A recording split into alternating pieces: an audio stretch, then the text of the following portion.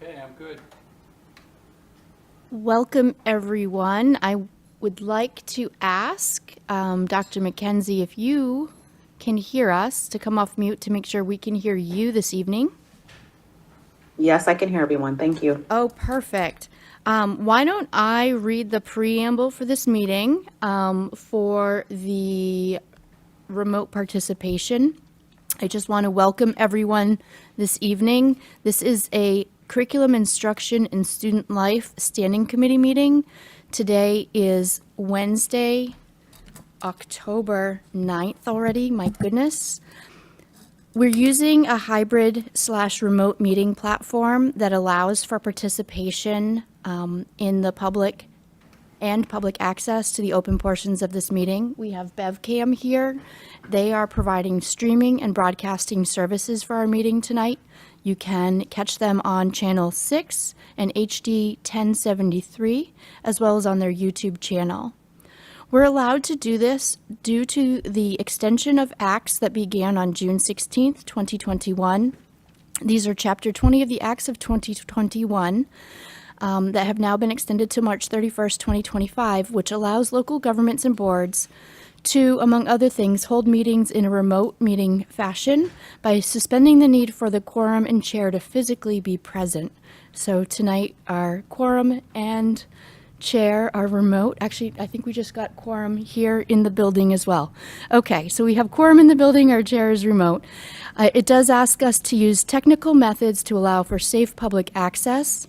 And just as a note, Beverly does have prior approval for remote participation of members, although when this extension expires, the chair and the quorum will all physically need to be present, which means we would swap chairs.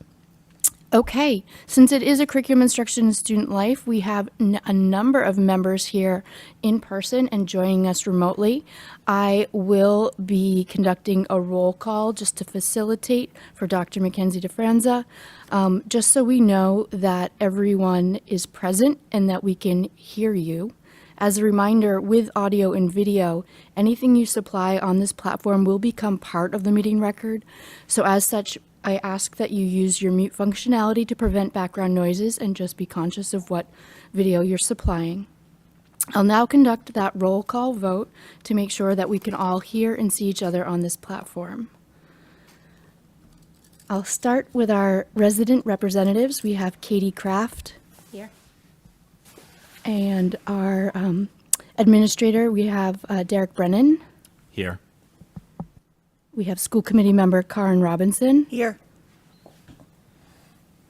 We have our student representatives Delphine Qua. Here. And Achul Deng. Here. Joining us online for our student representatives, we have Sadie Brennan. Here. And we have Jacob Antunes. Here. Great. We also have our resident representative, Ryan Redmond. Here. And our school committee member, Kenan Mackenzie DeFranza. Here. Also in the room, we have Superintendent Sue Churchek. Here. Assistant Superintendent Dorothy Flaherty. Here. Our Director of Special Education and Pupil Personnel, Bethany Splansky. Here. We have Principal Gabrielle Montevecchi. Here. And I'm missing one name. Melissa McKinnon from the preschool. Oh, great. Great to put a face to a name. Thank you so much for joining us. Okay. With that, I will turn the meeting over to Dr. Mackenzie DeFranza.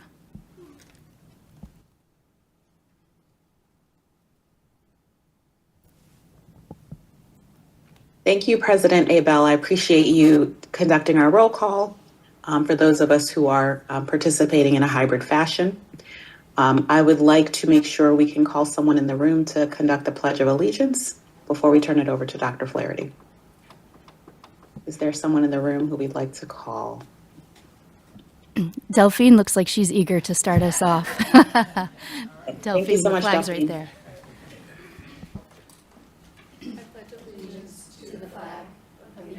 You know, and to the republic for which which it stands, one nation, under God, indivisible, with liberty and justice for all. Thank you, everyone, and I'd like to turn it over to Dr. Flaherty. Thank you very much. Just a quick overview of our agenda tonight. In a moment, we'll review the minutes and ask for a motion to approve the minutes from our September 11th meeting. We'll have our updates from our student representatives. We have 2 new policies to review. I will provide an update on our elementary strings program, and then we have a wonderful presentation on our Playful Learning Grant pilot that happened last year and continuing this year. And very excited because it lets us highlight our preschool as well as one of our elementary schools, and the preschool doesn't get brought up very often, so I'm very excited to share the work that they're doing there today. And then I will let you know where we stand for topics of interest that were filled out in the survey that we sent. So our first business is the approval of the minutes from the September 11th CISL meeting. I'd like to make a motion to approve the minutes from September 11th. Second. Thank you. I have one correction that I'd like to make, if I might. It's just a typo, and I did send an email. Send it, yeah. Yep. Ryan, you were remote, and your first name is Ryan, not Mark. So that just is a correction up in the members present, as far as I know, and unless there's something you want to share. But yeah, so we'll switch Mark to Ryan and keep you in the remote category. Were there any other edits? I'm looking around the room for you, Dr. McKenzie. I don't see any. I was not aware of any other ones. Anyone else? Okay. We do need to take a roll call vote since we have remote participation. I will start it remotely with Ryan Redmond. Yes, Yes. approved. Thank you. And then Jacob.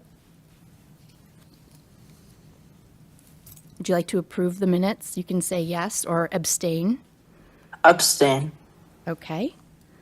And then Sadie Brennan. Yes. Okay. And Dr. Mackenzie DeFrenza. Yes.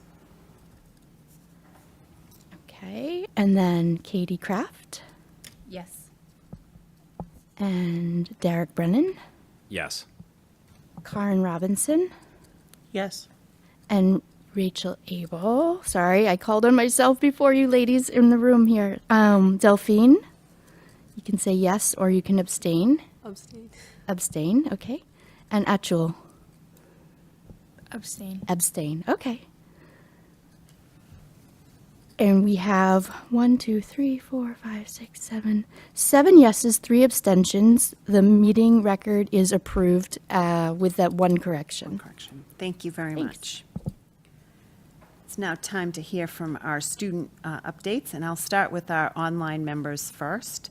Jacob, would you like to start for the middle school? Yes, thank you. I'd like to talk about the projects that we're doing in class. In art, I'm doing a very fun project, a clay project, very hands-on, fun. I mean, we're making a tic-tac-toe board out of clay. Also, I'm excited for the Puerto Rico field trip that we're doing soon. And also, and I really enjoyed the history project that we did a few weeks ago. And what did you do for your history project, Jacob? We made a poster about either voting for Democratic or Republican parties, and we added reasons why, and we could make our own platform, etc. That sounds like it was very exciting. Thank you. Delphine, would you like to go next?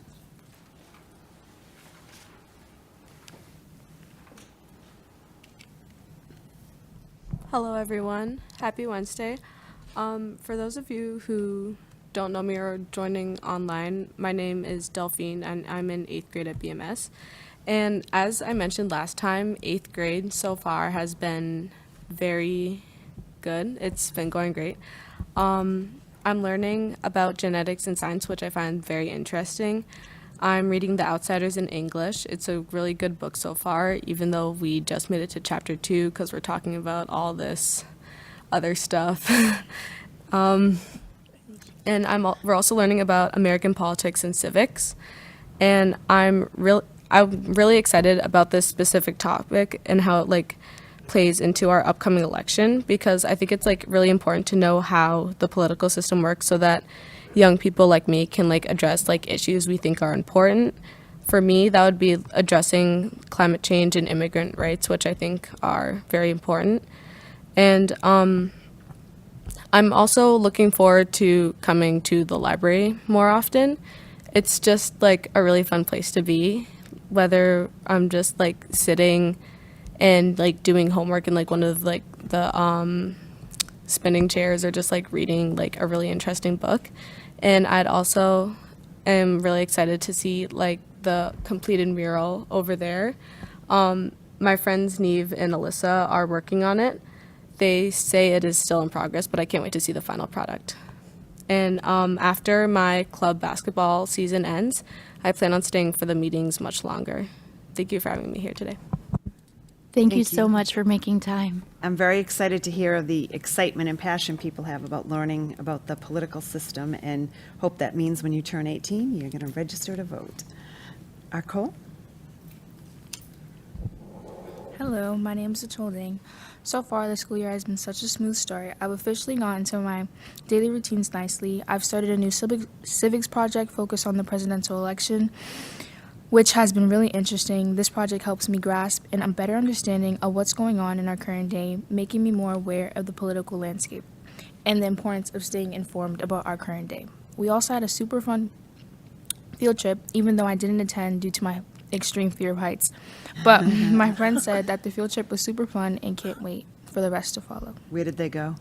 The YMCA, they did rope course and rock climbing. Excellent. Thank you. Thank you all for the exciting news going on at the middle school. And now, Sadie, would you like to fill us in on the high school? Hello, everybody. Yes. So there's been a lot going on at the high school recently. I don't know if some of you have driven by the high school field recently, but Beverly High School just got installed its new bleachers and lights. So we will be looking forward to many more upcoming Under the Lights games, which is very exciting for the students of BHS. And with that comes the homecoming football game, which will be next Friday against Masco at Beverly. And the next day on Saturday, we'll have our first homecoming dance for I'm not even sure how many years. And leading up to that dance, we'll have a really fun spirit week where we'll dress different themes throughout the week, which will just hopefully bring up student morale and spirit throughout the school. The school musical was also just announced. It's going to be the Addams Family this year. And so was the school music trip, which will be to Washington, D.C. And it's going to be longer this year, and it's sort of going back to its format to how it was before COVID. So a lot of exciting stuff going on. Sounds like a lot of fun, and I hope the bleachers and the lights bring more students out to evening events. Yeah, definitely.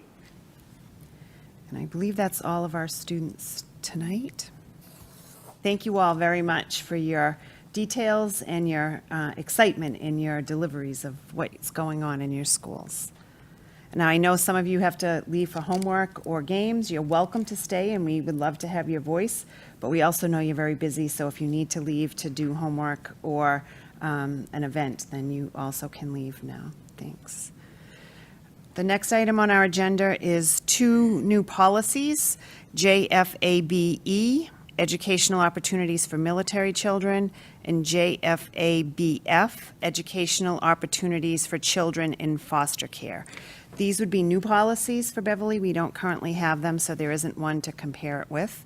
I did ask Ms. Ellen Faulkner to review them, as she does our foster care and homeless liaison, and she said that both policies reflect what we do, and that it would be very helpful in some of the work that she needs to do to be able to refer back to a Beverly policy versus just the law that is in place.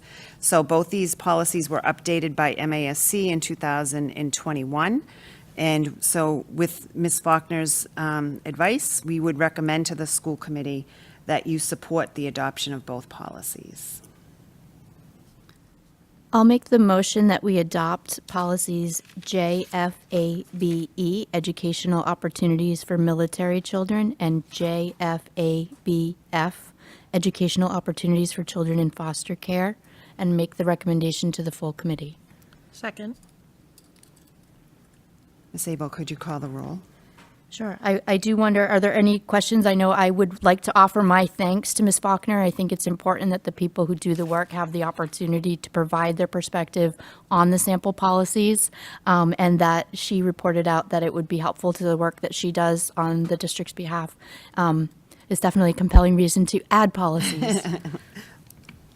Were there any other comments? I'm looking for hands online. I'm looking around the room. Just echoing that, thank you so much for your contributions. Okay, so we have a motion and a second to recommend these to the whole school committee, and I will try to call the roll, being a little bit more polite to the in-person guests this time. Online, we had, oh gosh, I've already lost my order. We'll start online with Sadie, but I lost her. She's studying. Okay, that's why. Okay. I gave her the out. I gave her the out. Next, I'll go to Jacob. Would you like to recommend we approve these policies for the whole school committee, or to the whole school committee? Yes. Thank you. And then Ryan. Yes. Okay. And then Katie Yes. and Derek Yes. and Karen Yes. and Delphine Yes. and Achul. Yes. Okay. Oh, and Kenan, I missed you. Kenan Yes. and Rachel. Yes. Okay. We have a unanimous vote, so we will pass those along to the school committee to Thank adopt. you very Thank much. you. Tonight, I need to provide an update. You may have received calls or heard that the strings program had not yet begun at the elementary school. And so we wanted to give you an update as to what's happening and the solution that we have moving forward. So just before school began, our elementary strings teacher, who was phenomenal, but had always really had a passion to teach middle school, got a job at middle school, and so she resigned right before school started. A team was put together that included the string teachers, an elementary principal, myself, and then all the other elementary principals had input, but one sat on the interview committee.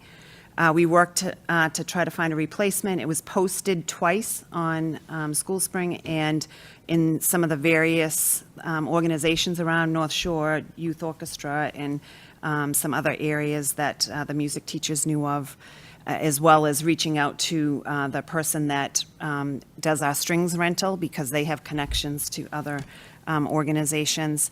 And we did have 2 rounds of interviews. The first time we sent it out, we only had 1 candidate, which was actually a very strong candidate, but withdrew before we were able to interview them. Then we did a second round of interviews, and we had a candidate that had worked for us last year, filling in for Miss Nguyen's maternity leave, and who had been doing some work at the middle school already. And so we interviewed Mr. Lucas Callahan, and our first priority was to make sure that we were able to get the 4th grade program up and running, because those students had already had a year of it in 3rd grade. So at this time, we're moving forward with just the 4th grade program, because we were able to get Mr. Callahan to be a .5 elementary strings position, and he'll be working at the middle school as a .5 music teacher. We will continue to review throughout the year in collaboration with the middle school strings teacher and the elementary principals over the coming months to come back with another option, or to be in the hiring season when we may have more opportunity to hire a teacher for next year. All parents will be getting a letter tomorrow. It'll be from Dr. Trochek, but it'll be coming from their principals. And we've attached a copy of the letter that parents will be given as well. Any questions? I see Delphine's hand has a question. This is more of a comment. I've been in band in middle school for 4 years, and I've been in ACSO, which is like a combination of band and strings, for 2 years. I'm just saying I'm really excited to hear Mr. Callahan is like expanding his like teaching Excellent. teaching horizon to Great like to middle school hear. and elementary Yeah. school. Yeah, he's a great Wonderful. recommendation. Great teacher. Thank you. Yes, he will. Okay. I'm looking around the room. I don't see any other hands or questions. Okay, then it is my pleasure at this time to introduce Miss Gabrielle Montevecchi, the principal at Hannah Elementary School, and Miss Melissa McKinnon, our preschool facilitator and coordinator. And they are going to give you a wonderful presentation. I can tell you as they're coming up here, this has been kind of fun for us as well, having the preschool be involved, because we're seeing some of the pieces that they're doing and some of the equipment that they're able to get, which included a xylophone that's shaped like a butterfly, but they're sitting right outside of my window. And so I just open it and I can hear the music playing all day long. So it's been a treat for both. And when, just to give a little context, this started a year ago.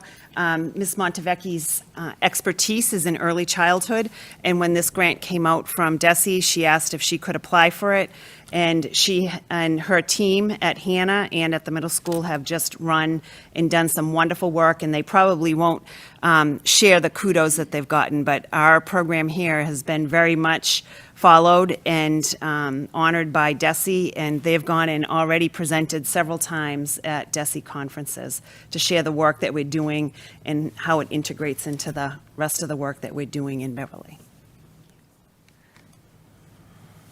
Thanks, everybody. It's great to be with you all this evening, and I'm really pleased to be here partnering with Melissa McKinnon. She and I have started collaborating when she took her position about ways in which we could further align our pre-K and elementary programs in the district. So I feel like this is a great opportunity for us to work together professionally to attack those goals. So we're glad to be with you tonight. As Dr. Flaherty mentioned, we came to the Playful Learning Institute through a competitive grant with DESE in collaboration with the Boston Public Schools and the Department of Early Ed. And in 2023, we applied for and received the grant, which provided materials, which Dot referred to, consumable materials, as well as texts for all of our classrooms, and most importantly, expert coaching. The work is based in Harvard Graduate School's of Education Project Zero, which funds innovative education programs across the Commonwealth of Massachusetts. We identified teachers at McEwen and at Hannah who would participate in professional development in the pedagogy of play. And as we present tonight, I will share with you one of the authors of this book, The Pedagogy of Play, is our coach, Yvonne Lou Constant, and she has been critical to the success of what's gone on in Beverly. So shout out to Yvonne, and we'd be happy to pass that around so you can take a look at that text as well. So I'll turn it over to Melissa to tell you a little bit more about what Playful Learning is and how it's rolling out in the pre-K. So when we think about playful learning, I think the thing that makes playful learning wonderful is that it's a strategy that allows equal access for everybody across cultures, across all abilities. As you probably know, McEwen is an integrated preschool, so almost half of our students are students with identified educational disabilities, and then there's also peers in the classrooms that just like any other school in Beverly. And so it's important to look at play through that lens. And play is a great way for children to learn like social skills naturally through play, through sharing, through turn taking, through problem solving, through collaborating and working together, through communicating with each other. And I think when we shifted into thinking about playful learning at the preschool, where play is very present, that the biggest shift for us was thinking about play being student-led and student choice and exploration through their interests and their desires, rather than what education has more shifted into, where you play over here and now you rotate over here and now you're forced to go over here and you're just allowed to explore with your interests. And that has really promoted higher engagement and deeper curiosity on the different curriculum areas. that the students are working on. So here you can see some little ones working on some engineering skills, working together to build this ramp of cars and collaborating and changing their designs and kind of working together to communicate and get this project done together through materials provided in the grant, actually.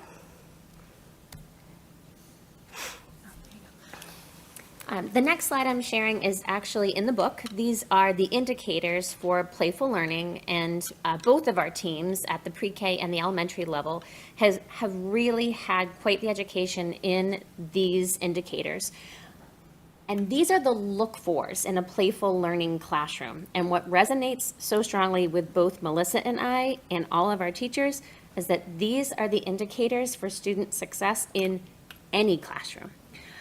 So we use these indicators as we travel around and make observations to classrooms through our coaching cycles. The teachers reflect on the elements of playful learning that were really present and were being focused on in the particular lessons. And these are our guiding lights in the work that we're doing in all of our classrooms. Back over to you. So as Gabrielle had mentioned earlier, there were 2 classrooms, 2 teachers that took on the work of the grant, Elena Walsh and Marissa Morris. This year we'll be expanding it to the entire preschool. And so they were the ones that really took on this work, worked with Yvonne to develop how they could deepen their practice through things that were already in place in the classroom. So how they could deepen their literacy instruction through how we can bring writing and the writing process to preschoolers through the texts that they use as read alouds. How we can deepen our science experiments to more hands-on work. And I think one of the centers that they really embraced this was in the dramatic play, and how to use language to facilitate in dramatic play, how to incorporate math skills in dramatic play, how to make sure that we are fostering imagination in dramatic play, and really focusing on what their interests were. So oftentimes students were even involved in developing the play centers. One of my favorites was the Starbucks Center, where they wrote a letter to Starbucks and they turned their kitchen area into a Starbucks, and they learned to take orders from anybody who came in their room about the kind of coffee that they would like. We even have one student who is dressing up as a Starbucks barista for Halloween this year because he was so inspired by that work. 2 of the areas that we really focused on was shifting from the traditional morning meeting model in preschool or in younger grades that focuses more on routines and schedules and really making sure that we're using this time to build classroom communities. So the routines are still part of it, but we also integrate more social emotional learning strategies. So kids are learning mindfulness strategies. I'm practicing those, and teachers are modeling those during the community meetings. We are doing more interactive games, particularly with a focus on learning each other's names and using social skills and greetings, and playing in that structured way. And then one of the pieces I really love is we've integrated some like social wonder questions, which kind of takes it away from, that survey, like, what are you having for lunch today, pizza or hamburgers, and really talking about social wonder questions so they can learn about each other as a community and kind of think more about how they interact with each other. We also took some risks with more collaborative projects and lessons and trying to get 3-, 4-, and 5-year-olds to work together for a common art project. It's not uncommon for 3-year-olds to not even be able to work with themselves and be satisfied with the outcome. So to be able to get them to be able to take turns and share the materials and have the tolerance to integrate others' ideas and the patience to hear each other out as they're planning has been really amazing to see how they can work towards that shared outcome and really take in others' ideas, which is a skill that all humans should continue to develop. Gabrielle had mentioned that we were able to get a ton of new texts, so many that we're not sure where we're going to store them. And these texts are really providing mirrors and windows for the students. So mirrors so that they can see themselves in the curriculum, and windows into seeing how other people are living and other people's experiences. We are The center work in the classrooms are often focused on whatever the text is at the time. We're really focusing on the vocabulary development through these texts, and you can see these little friends over here who have been working. They were working on storytelling to practice narrative language, story elements, and so this is something that our consultant modeled with us quite often of how to get kids to tell their own stories, have adults write them down, and make sure it's authentic to the student voice and not edit it in any way to make it make sense, but just be authentic to the story that they were trying to tell. So as we move into year 2, we're shifting into a newer curriculum, which is the focus curriculum, which is the one that Boston Public Schools developed and uses, that really integrates playful learning throughout all of the content. So they're interdisciplinary themed units. There's a focus on 3s for 3-year-olds, focused on 4s, and they incorporate all the pre-K standards, science, technology, literacy, math. And so we will be taking the playful learning that we piloted in the 2 classrooms at McEwen and bringing it across the preschool with our continued work with our consultant this year. So I'm excited for that, and they're excited that everybody gets to participate now rather than just those 2 classrooms. One of the benefits of the large number of volume of books that we were able to buy was a combination between the Playful Learning Grant and the ESSER grant. It was a combination between the Playful Learning Grant and the ESSER grant that we were able to buy so many books, volume of books for the libraries. Back to you, Brianna. Thank you very much. So as Dot mentioned, the grant provided materials and expert coaching. The materials that we ordered that went along with our Wit and Wisdom curriculum at the upper grades really enhanced what we were able to do in terms of project-based learning with Wit and Wisdom. Some districts in the grant went ahead with the focus curriculum to the elementary level. We made a very conscious decision in year 2 of implementation of a new ELA program. We were not going to layer in a new curriculum, but last year's grant exploration gave Melissa and her team the time to really invest in looking at that curriculum, getting to know the texts, and led them to the decision to move forward into the focus curriculum.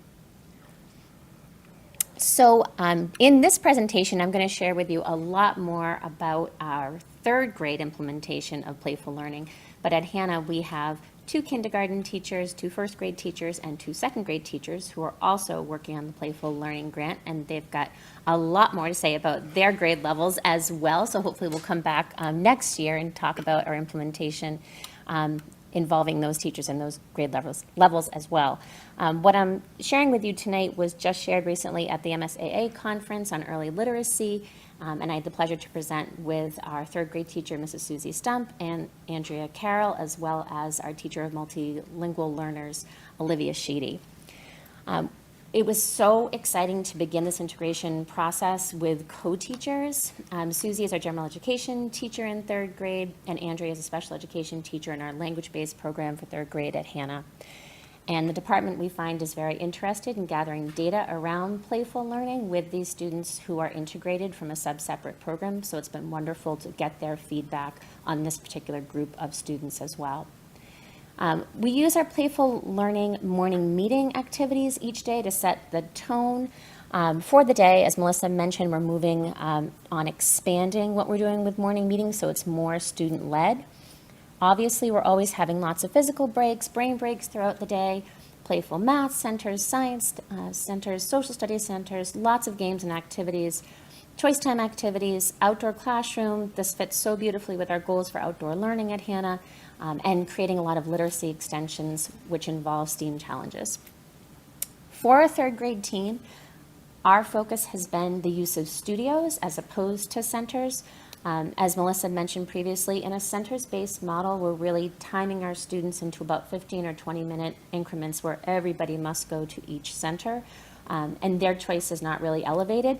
In a studio model, the children get to choose which studio they would like to go to. For example, you'll see lots of examples going forward, but there's an art studio, a music studio, a writing studio. The children get to choose exactly which one they want to spend their time at. They could go to all three or just spend all of their time at writing or music or art. And when I come into the classrooms, when studios are going on, it's like they're telling me a secret. You know, like, Mrs. Montevecchi, I get to stay at the art center. Like, nobody's gonna, like, is that okay with you? Like, they're checking in with me because it feels so different and special to them. And that in of itself tells me something important is going on. So our studios in third grade, again, we're using a co-taught model and integrating studios together as a team.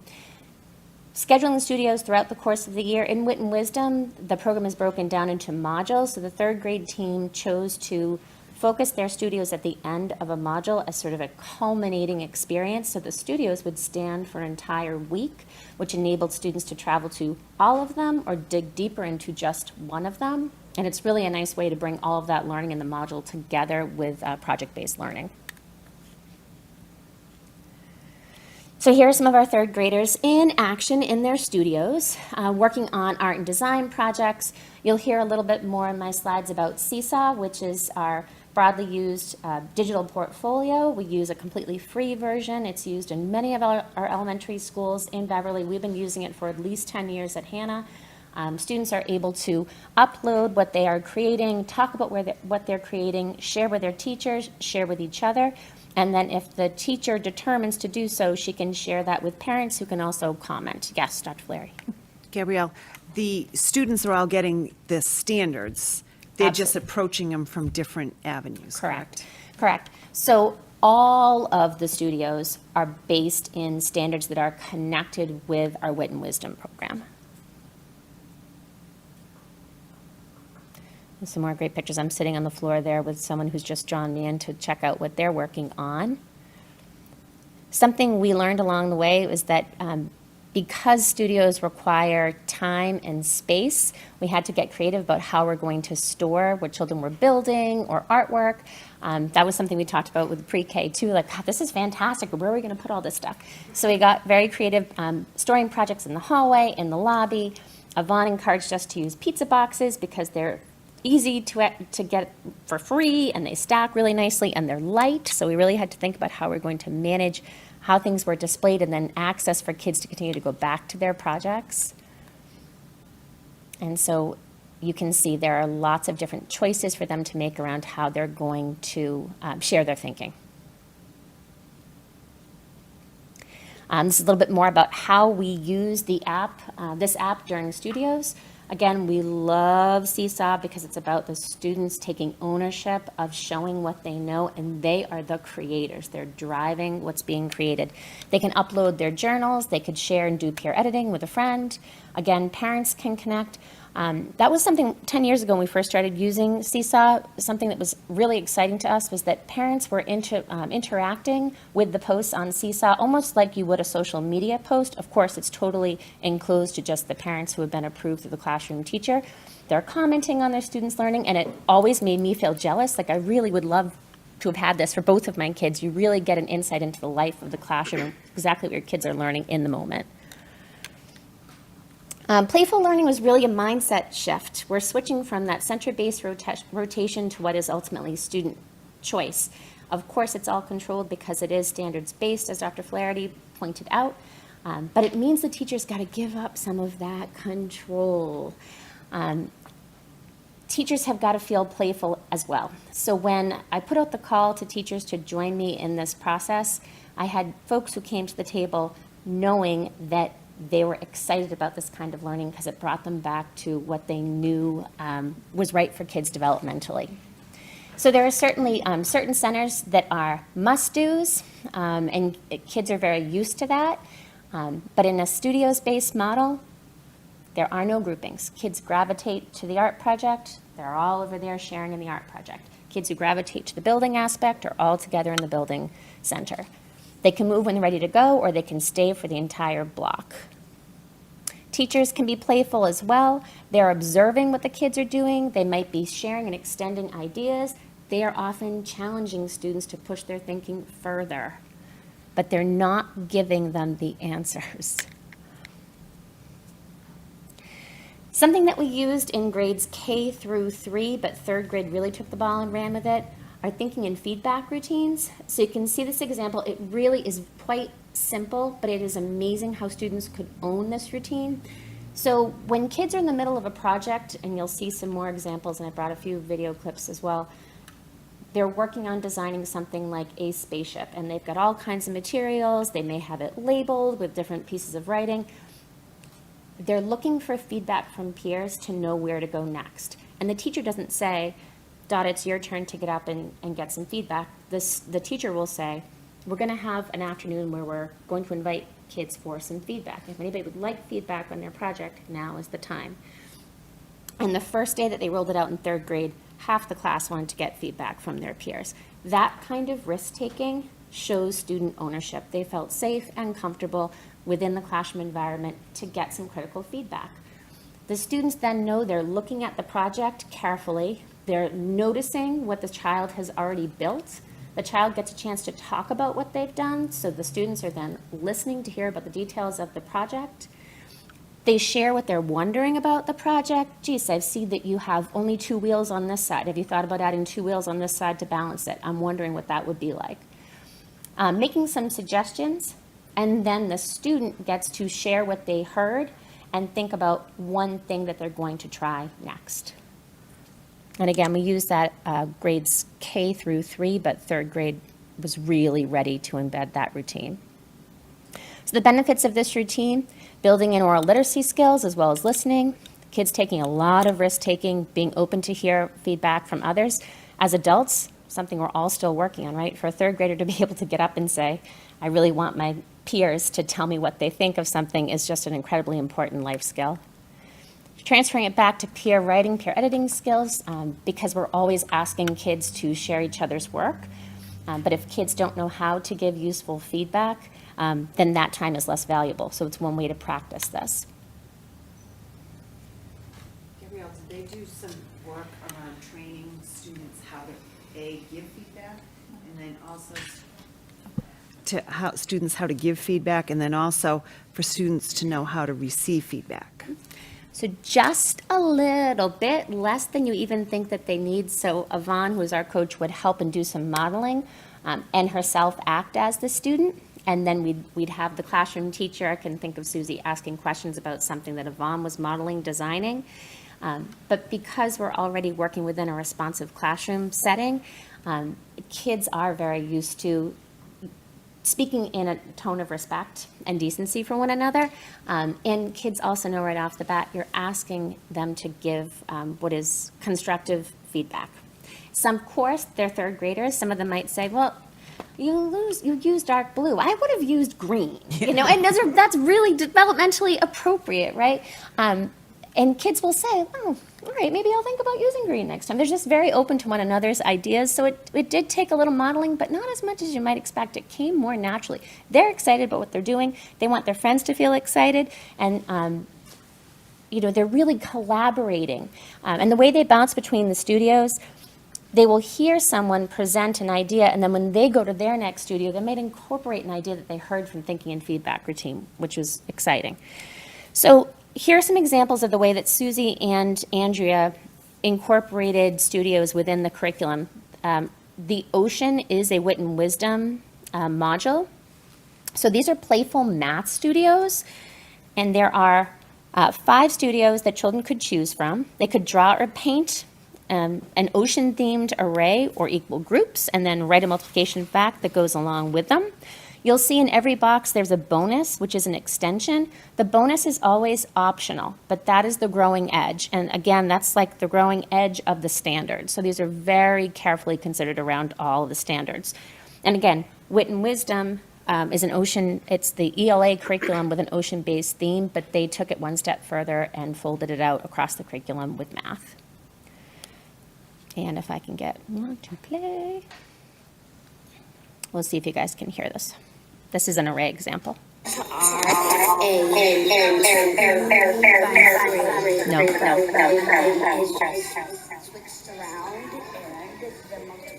All right, it's a little bit too. Still doing it.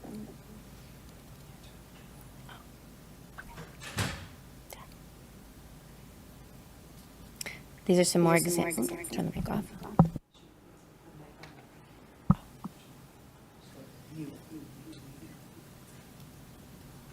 There it goes. Got it. Thank you.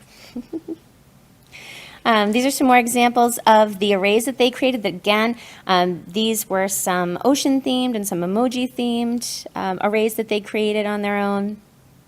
This is the day they got to use the goldfish. Of course, they got to eat some when they were done, which is always very exciting. The next set that Susie and Andrea have set out for you guys are Playful Sea Creature Studios.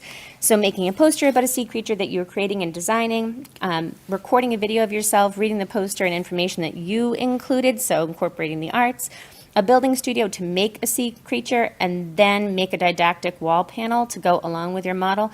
The didactic wall panel is a tool that comes back and again and again in Wit and Wisdom. So creating a beautiful display to explain what you've learned is what a didactic wall panel is.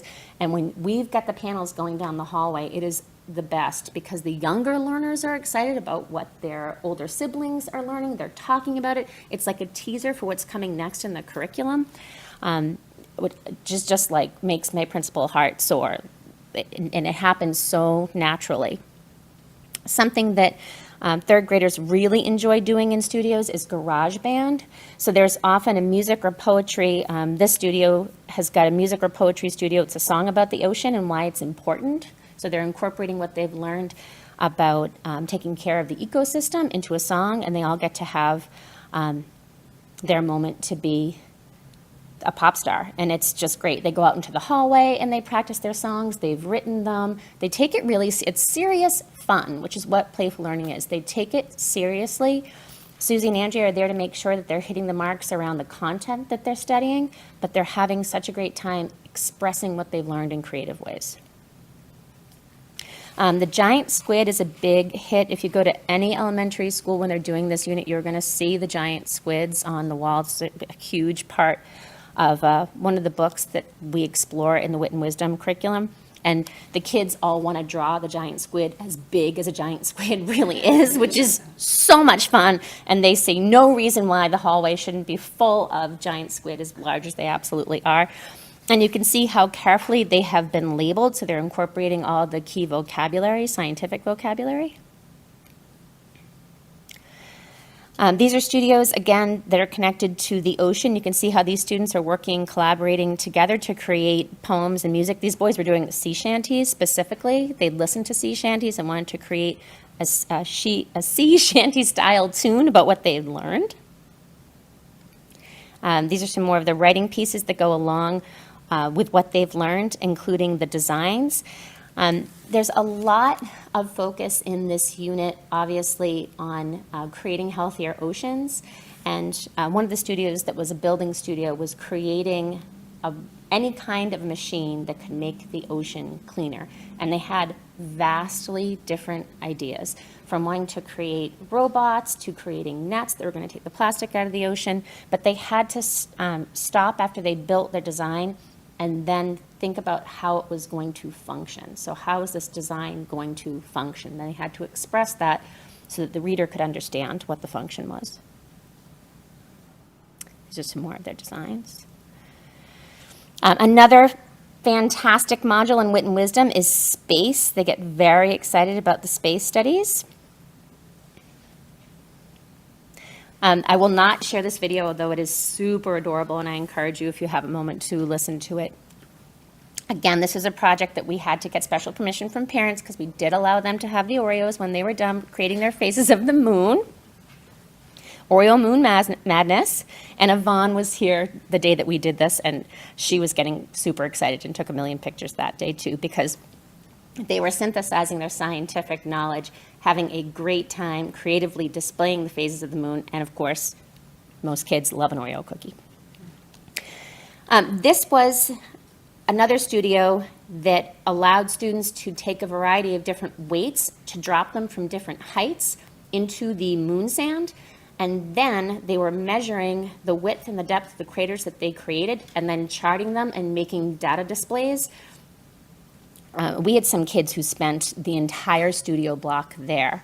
And I was there for the first day they rolled this out, and I could not believe how long the kids just wanted to gather different weights and take the time to measure them, make the holes as big as they could, understanding if you drop it from a higher height, it's going to make a much bigger hole.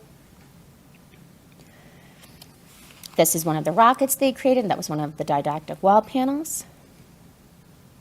I had 2 students who were feeling very excited about all the work they did around the moon, the lunar phases, the first walk on the moon. Again, this is the culminating experience for that Wit and Wisdom module. This is another example of studios across the curriculum exploring area. Excuse me. Susie talks about using the game Scoot. So that's a game where you've got questions that are set up around the room, and depending on the answer that you get, you're going to move to the next part of the room to answer the question. So kids get really excited about that. It's such a simple idea. It's like a little treasure hunt aspect to very basic review of concepts, essentially. The measurement studio, they're measuring objects that are square or rectangle around the room and use length times width to calculate areas and objects. And can you find 2 that match? Incorporating a lot of great math concepts. And here are some of the samples that they created. These were large. And you can see their computation. This was a picture on Seesaw. Excuse me. They created their piece on the floor. It was huge. They wanted to keep it there. Susie said, you can't keep it on the floor. We have to move on. We've got to walk around the room. They took a picture. They uploaded it. They wrote the equation. And that could then be shared with parents at home, with Susie and with parents at home. This is obviously Nate's. Here are a few more examples. They created their own dream houses, and then they had to work out all of the measurements to accurately create scale. They were really invested in this, really invested. They didn't all use the plans of what their houses looked like, although that's what Susie encouraged them to start with. Everybody wanted to create their dream house, so we had jacuzzis, we had tennis courts, of course. I wish I could show you all the videos that went with this because, wow, do we have some great acting skills in 3rd grade. But they did get to present at morning meeting. And the 4th grade and the 3rd grade had a little something going on because there are different strands that fold through in the curriculum. And 3rd and 4th both study the Revolution. And we had there's a little bit of acting competition going on, vying for George Washington, the role of George Washington. So in this set of studios, they were painting or drawing an event leading up to the American Revolution. Their building diagram was shown, again, highlighting an important event leading up to the American Revolution. They really got into the scene writing, so you have to then write a script leading up to the American Revolution and tell us about what happened and why it was important. Then in the acting and film studio, they got to act out their scene and then have someone play in your video. They were absolutely phenomenal. I mean, the depth of understanding to convey the message, again, without clear guidance and a focus on the standards, this could get very silly. It was very serious fun related to their learning. And the videos ended up quite professional, and parents were incredibly impressed with what they learned. These are some of the models the students created related to, you can see in the top left corner there, we're throwing the tea into the ocean. Here is a Lego representation of the ship in the harbor with the barrels of tea on the side.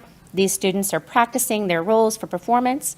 In the bottom left-hand corner, they didn't know how they were going to create horses. That was entirely up to them. They just took chairs, they turned them around, they cut out horse heads, and they attached them that way, and they made their horses.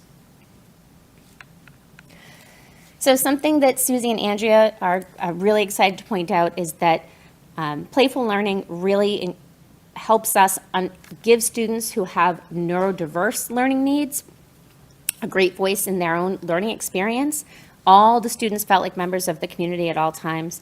Increased participation with students who sometimes struggle the most in various discrete skills. They were really having the opportunity to choose the way they want to show their learning. Students with specific disabilities were able to engage with literacy above their reading level with the help of studios and different modes of expressing themselves. They gained tremendous confidence by participating in thinking and feedback routines.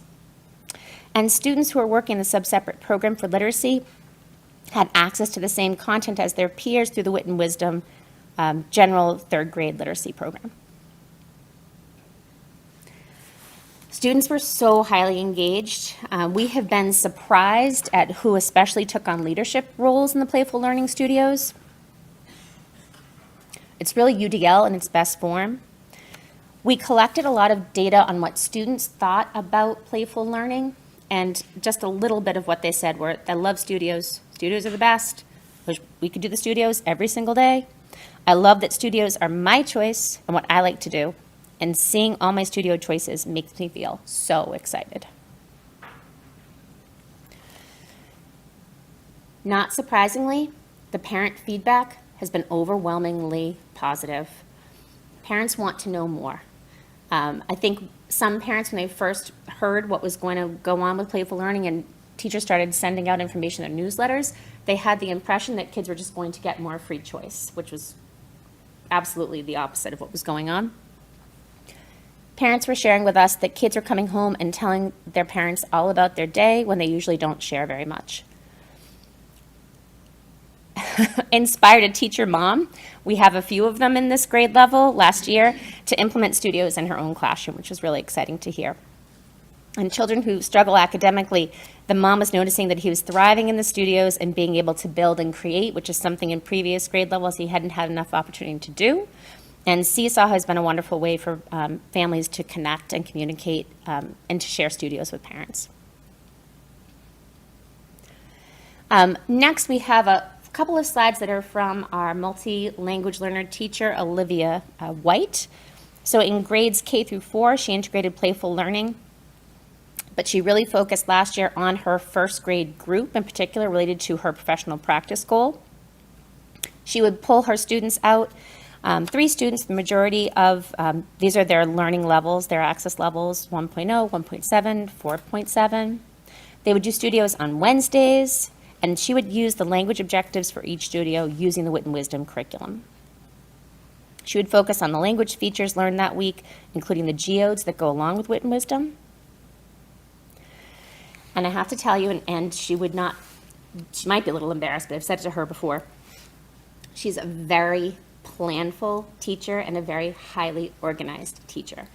And she came to this grant excited and very nervous because she likes things just so. She's really hits her objectives. She runs a tight ship. This was really taking her out of her comfort level, and she absolutely did a phenomenal job.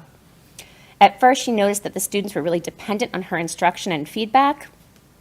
She wanted them to work more independently, and she had to really foster that in them because they were used to taking very explicit guidance from her. This really helped to reinforce social language, working together, giving each other compliments and suggestions.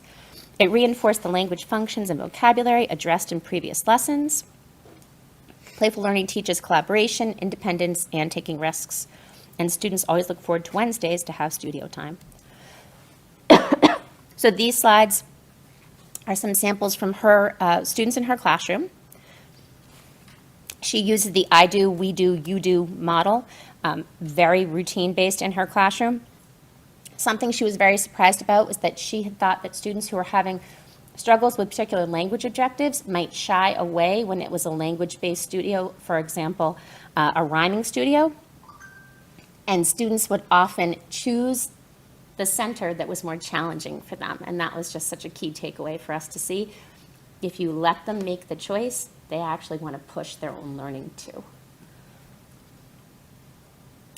This is a Wit and Wisdom theme about where children get their books all over the world. So the children were exploring building their own mini libraries after reading a book about a little library. And to see how excited and proud they were when they were building towers made out of books to see how many books the tower could hold. It's a steam extension. Finally, I'm excited to share that playful learning truly is an equity measure. Too often, children who are defined as high risk miss out on the more playful parts of the day to receive interventions. So I spent 12 years teaching kindergarten, and I am just masquerading as a principal. I will always be a kindergarten teacher.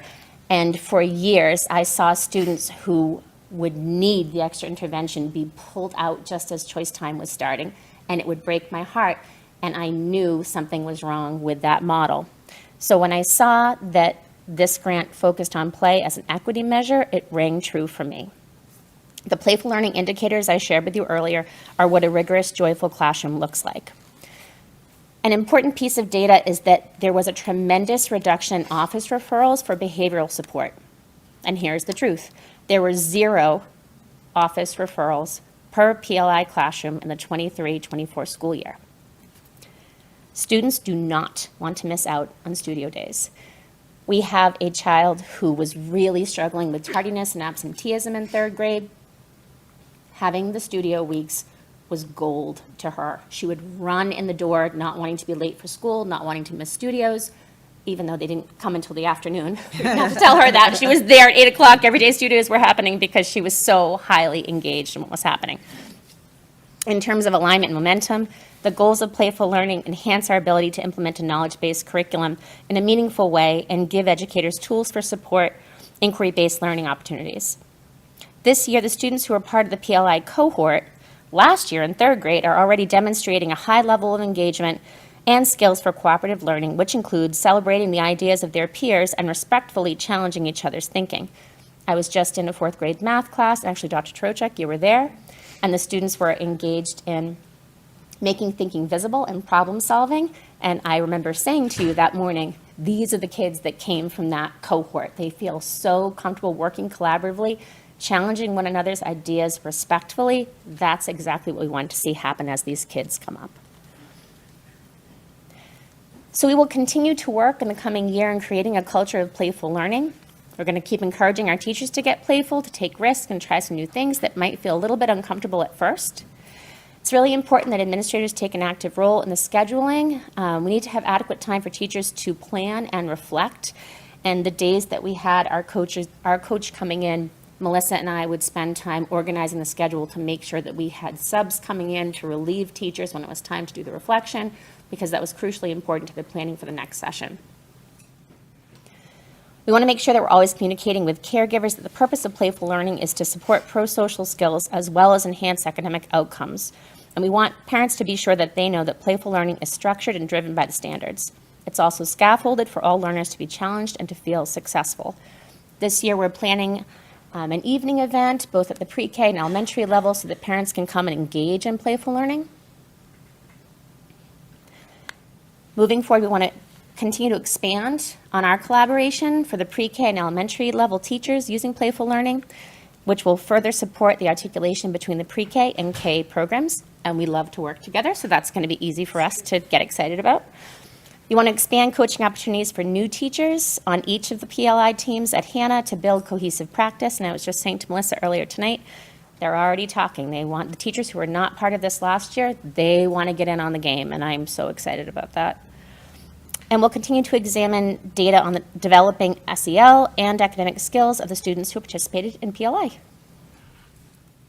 And thanks to these amazing teachers for all of their hard work, we hope to bring them back again next year to share more of their learning from this wonderful exploration. And thank you all. Thank you. Are there any questions for Ms. Montevecchi or Ms. McKinnon? I just want to say thank you for that awesome presentation. And will this be like something that all the elementary schools will be involved in? So last year, Yvonne got to present Playful Math for all of the kindergarten teachers across the district. We've talked about expanding this to be a course available for teachers who would like to invest more in the pedagogy of play. Lends itself to a book study, and simply getting to know the indicators and principles is a way to begin to get the work off the ground. So we look forward to expanding it further with the kindergarten in particular this year as well. I've already tried to get them to commit to a course next summer. Absolutely. I do have one question. Sure. I know last year was the first year of implementation, so there's always an implementation curve, but this year, do you have any plans to look at end of module assessments or MCAS and see if there's any difference between the classrooms that are using playful learning versus those that aren't? I thought you might ask that question.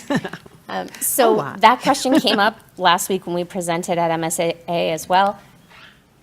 The folks who wrote the grant were very, very careful to be very, very clear that year one is not about academic outcomes. We want to make sure that year one is about investing in the pedagogy. But don't you know, of course, I've already started to analyze our data from last spring to see what the difference was. And so far, I would say the difference is in the writing outcomes. I look forward to see more expansion on that. But I think with 2 years of data, that will really help give us a good idea of where it's paying off. Because truly, the level of rigor shines through. You can see it in the engagement of the students. You can see it in the products they're creating. So we'll hope to have more data to share with you on that next year. And I love the integrated approach where you're seeing this come into ELA and math and science and social studies. Okay. I just want to, I don't have a question, but just from Zoom land, wanted to make a comment. I really appreciated this presentation, Gabrielle, and the sort of language that was shot throughout your presentation about choice, play, wonder, relationships and collaboration, integrated curriculum, UDL in its best form was great, but then you anchored it in sharing examples of student work and students at work. And I just want to really express some gratitude for that being also at the center of the presentation. It sounds really great. Thank you so much. Yes. Thank you so much, and thank you to the teachers who created this for us. Yeah, I want to also echo and thank the teachers because I've been able to sit in a few of the coaching sessions, and the level of questions and commitment from the teachers that were taking this on were exceptional. And thank you both for your leadership. The last item on our agenda is to just kind of review, let me get back to my slides. I thank those who took the survey and sent us in your results. We didn't hear from everybody, so if you still want to add something in, it's still open. I will resend the link if you want to add and either add your voice to saying, yes, these are the topics, these are the ones that arose and had some interest, and we will try to incorporate as many of them as possible into the sessions where we have open time for extra topics. But basically, we have kind of across the board some academic, some social emotional learning, some counseling, a lot of interest in the high school after-school activities, and then our special programs with special education and multi-language learner programs, and an overview of the new health and wellness standards, which we will definitely be bringing to you. And then professional development, we always give you at the end of the year and then at the beginning of the year. So that will definitely be on the topics. And then some other suggestions that came in that weren't on the original list was, do we have any information about what happens to our graduates once they go off to college and career? Some information about what the difference is and what we mean by summative and formative assessments, especially at the high school, and hoping to see more teacher and student presentations. I do very much like the fact that the slides tonight showed a lot of what the kids were doing. Sometimes it's hard to get that many kids here all at once, but I want people to see how active our students and teachers are in the classroom every day. Any questions on those? or anything else? And if not, we can take a motion to adjourn. I'll make that motion. The motion's been made. I'll second the motion. Seconded, Ms. Abel, can you call a roll, please? Sure. Let's see who we have left here. We have Ryan Redmond, Yes. Dr. Mackenzie DeFranza, Yes. Katie Kraft, Yes. Karen Robinson. Yes. Derek Brennan. Yes. And Rachel Abel, yes. Thank you all. 7:25. Thank you.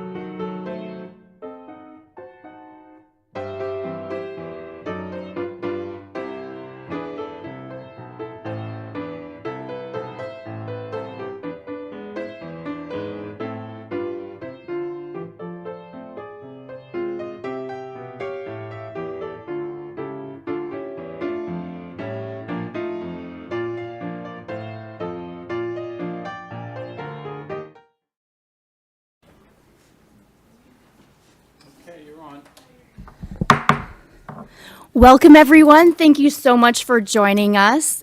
This is a regular school committee. Today is October 9th. I can't believe we're in October already. It is the 9th, right? Yes. Okay. We are meeting in a hybrid remote fashion this evening. It means a couple of our school committee members are joining us online. And we are also being broadcast by BevCam on their channel 6 and high definition 1073. As well, they are streaming us on their YouTube channel. Beginning in June of 2021, we had the Chapter 20 of Acts of 2021, which allowed us to host our meetings remotely, and that's been extended till March 31st, 2025. This allows us, among other things, to hold meetings remotely without having the chair and quorum physically present. We do have the chair present. Quorum is made up with our members that are joining us online. Just for future education, once this act expires, and if it's not renewed or made permanent, Beverly already has permission for remote participation on its boards and commissions. However, in that case, the chair and a quorum do physically need to be present, which means most of the members are in person. Tonight is a regular school committee meeting. On the agenda for our regular school committee meeting is the opportunity to address the body. We do have a sign-up sheet available at the microphone on that table. If anyone is so inclined, we do ask you to limit your remarks to approximately 3 minutes. This is an opportunity to speak to the school committee on any items that are on the agenda or items that are not yet on our agenda. You can also request in advance, as some have this evening, to have remarks read into the record.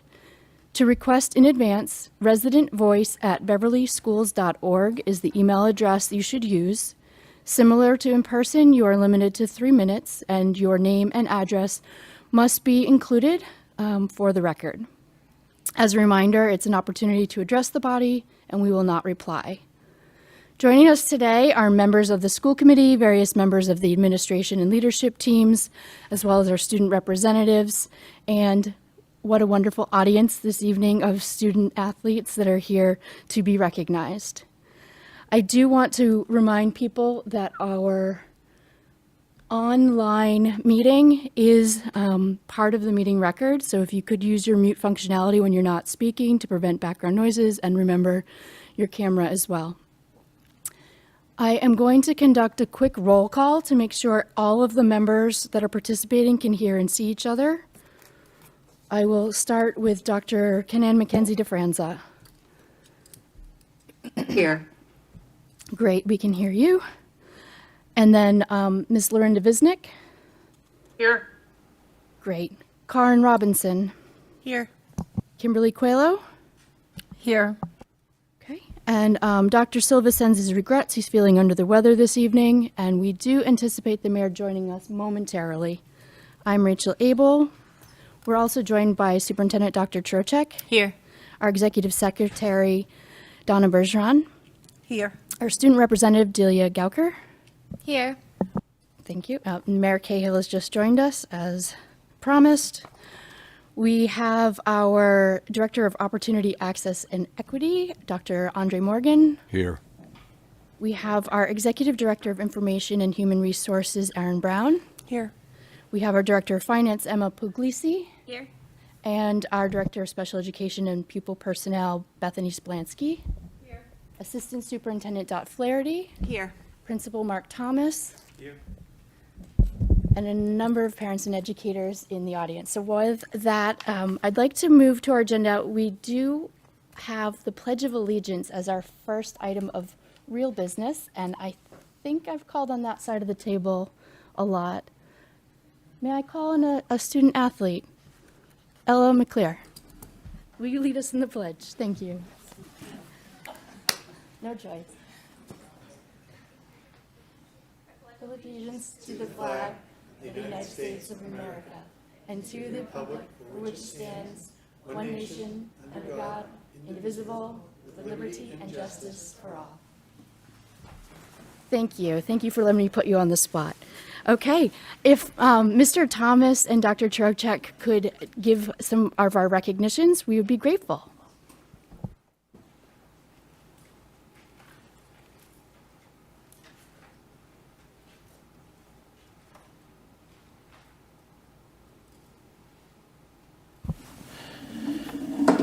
Good evening, everyone. Happy to honor our student athletes tonight. We're so proud of what they show us on the field and throughout our school community, and so looking forward to many of our honorees that were underclassmen last year going at it again this spring as we approach that. I will be recognizing some seniors here as well, so many of them are off in their next steps in life, so we'll go through that list as well as our underclassmen who are here with us. First in baseball, Graham Gavin, NEC and Salem News All-Star.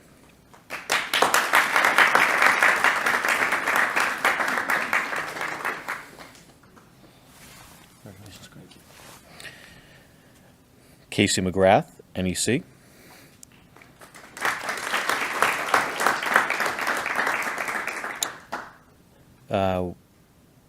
Girls lacrosse, we have Lily Shea. She was the NEC Player of the Year and Salem News All-Star. Brenna McCarron, NEC and Salem News. Lauren Callie, NEC and Salem News. Madeline Reynolds, NEC and Salem News.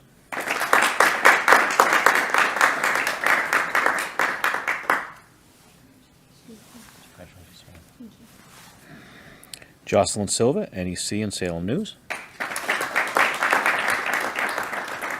Boys lacrosse, Bradley Griffin, NEC and NEC. John Malablocky, NEC. And two other girls lacrosse, Morgan Linsky, NEC. And Samantha Sprisler, NEC. Softball, Jasmine Feliciano, NEC and Salem News. Meredith Johnson, NEC and Salem News.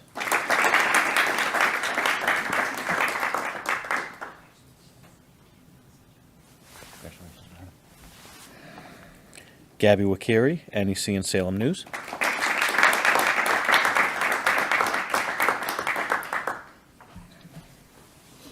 Congrats, Gabby. Elsa Roulette, NEC.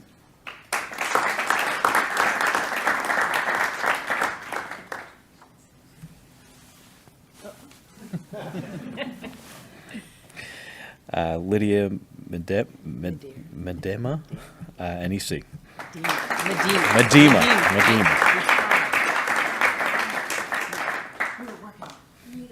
Medema. There you go. I blew Awesome. it. Thank you. Congratulations. Outdoor track, Ray Quietek, NEC and Salem News. Grace Galbraith, NEC and Salem News. Harry Silva, NEC and Salem News. And boys tennis, Luca Pasquarello, NEC and Salem News. Girls tennis, Adeline Contos, NEC and Salem News.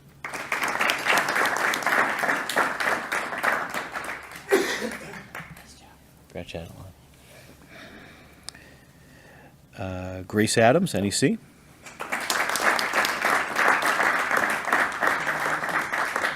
Congratulations, Grace.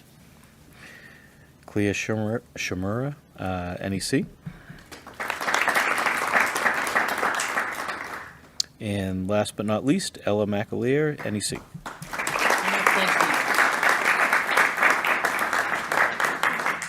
Congratulations, Ella. There you go. That's it. Thanks to everyone. Congratulations. Awesome. Thank you. And we'll take a 2-minute recess to offer our congratulations.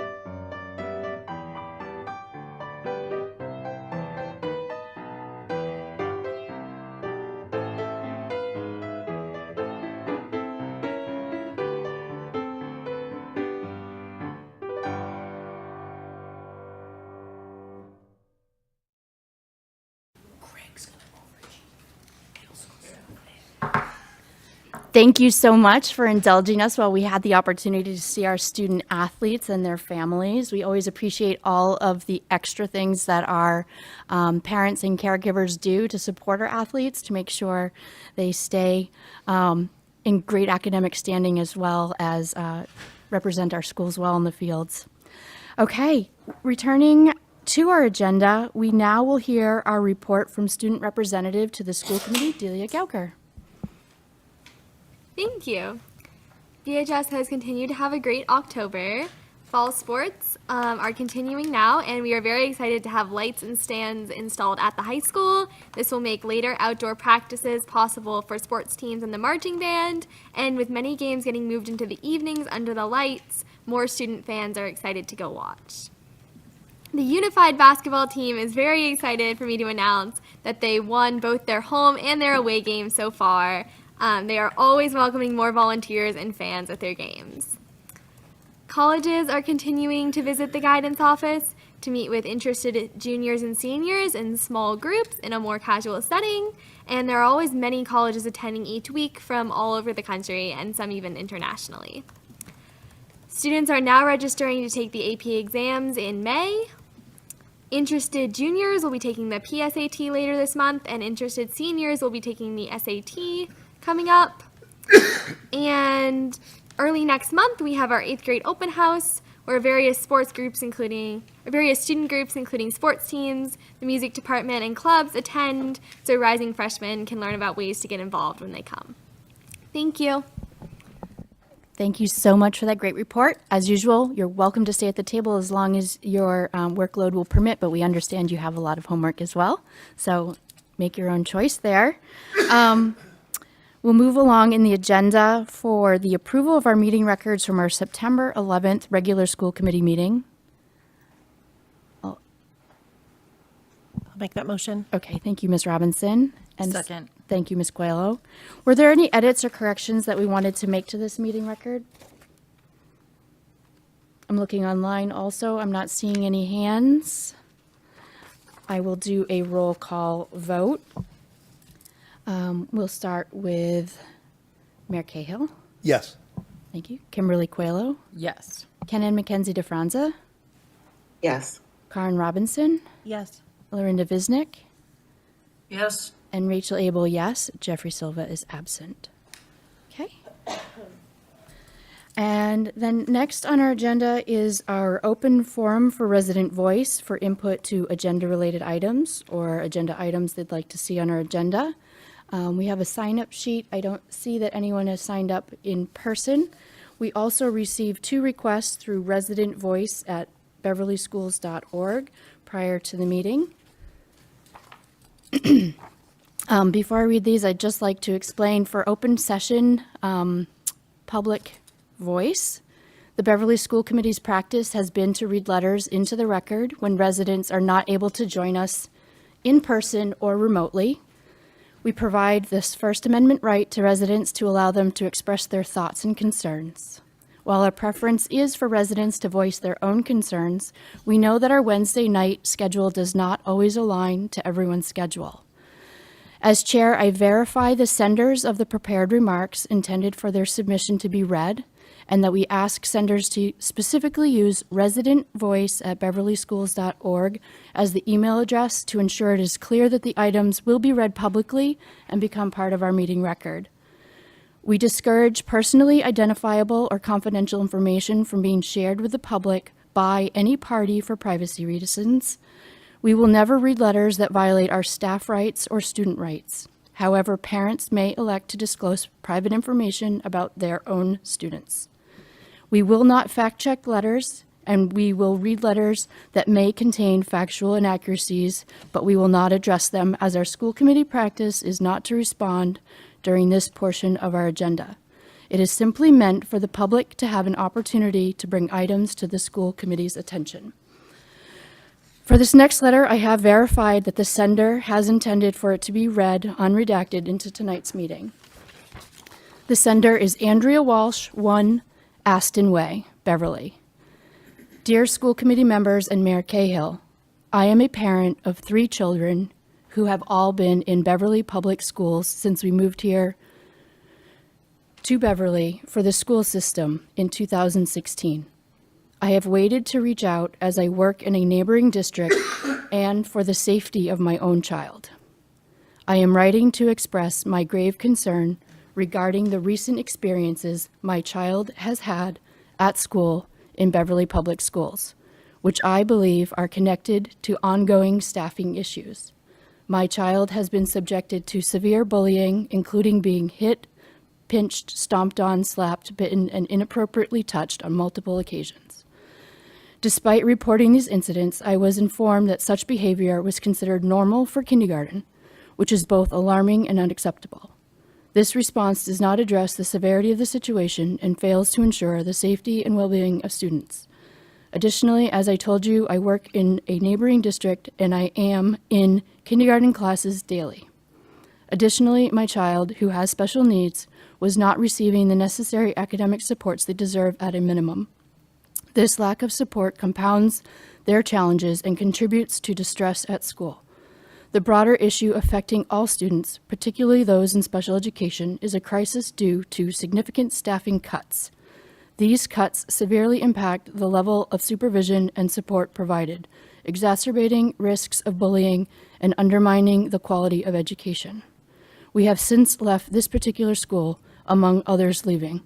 I urge the school to investigate these matters thoroughly, ensure proper staffing and academic support, and implement measures to prevent further incidents.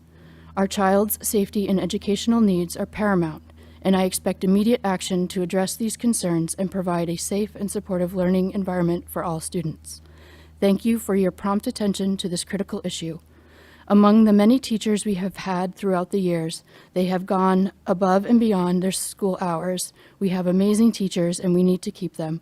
They deserve to be compensated appropriately so that our children can feel and be safe. Andrea Walsh, 1 Aston Way, Beverly. We also received a second letter that I've confirmed will be read into the record by the chair. Amy Fassett, 3 Miller Road. Dear school committee members and Mayor Cahill, I am a Beverly parent of 4 children, my oldest 2 children at the elementary level. I went through the Beverly Public Schools myself. I am one parent who I know speaks for many. I am also a teacher in the Danvers Public Schools. I have been closely reading the school committee's emails regarding the negotiations taking place these past months. I am and have been in support of the Beverly teachers, and while I have neglected my civic duty to reach out sooner, I cannot let the email that I received yesterday go unnoticed. There are many inaccuracies with the data provided, and it deserves to be noted that the corrections should be made in an effort to be transparent. To be clear, the numbers are skewed and there is information left out, as to show that Beverly teachers are comparable to Danvers. This is not accurate. First, you provide an hourly wage for paraprofessionals, which unfortunately is due to the fact that Danvers is one of the lowest paying districts for paraprofessionals. Your comparison, however, is a moot point due to the fact that the paras are not on the Danvers teachers' contract, as they have their own separate union and negotiations. So this is not comparing apples to apples. Second, you failed to mention that Danvers additionally has the opportunity for teachers to move beyond Master 75. You provide numbers that show teachers' salaries at year 12, but nothing beyond. That is because Beverly teachers are capped at Master 75 and cannot advance after year 12. Danvers allows teachers to advance 4 steps beyond Master 60, roughly equates to Master's 87 plus an additional increase, and caps out after 15 years. In addition, Danvers offers longevity comparable to what is being offered in Beverly. A teacher in Beverly in the 26-27 school year teaching 15 years and beyond is capped at $115,333.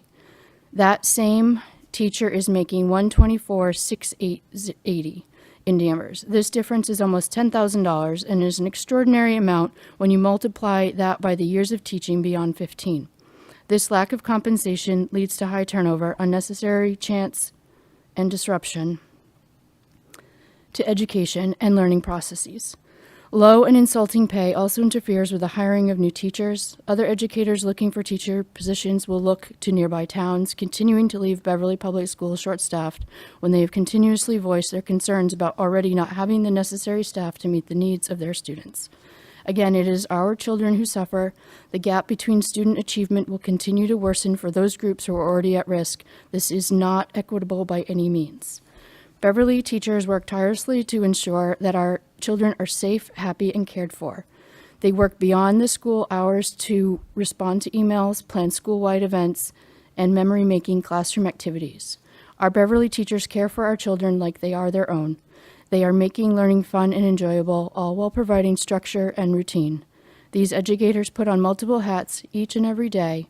They are caretakers, they are social emotional coaches, they are our kids' biggest cheerleaders.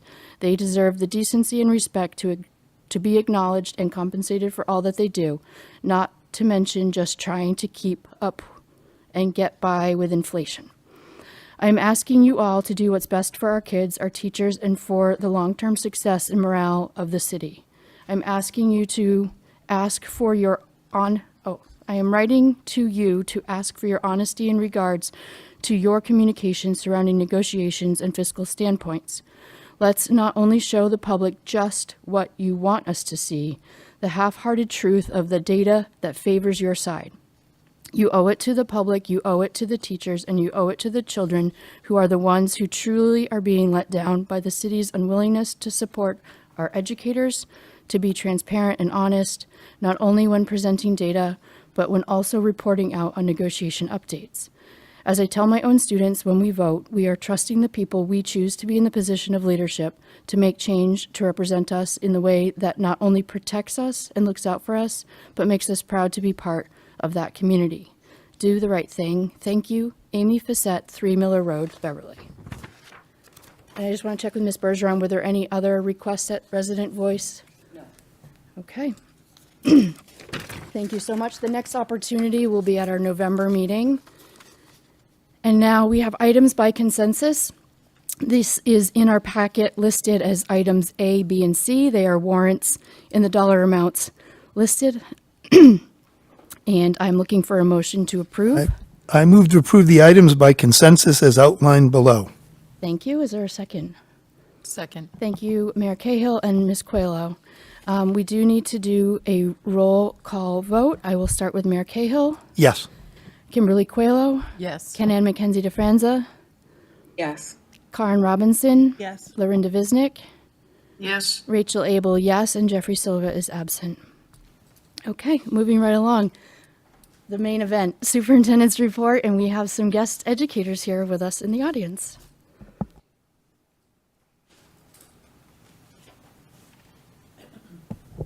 All right, thank you very much. I have 3 items tonight for the superintendent's report.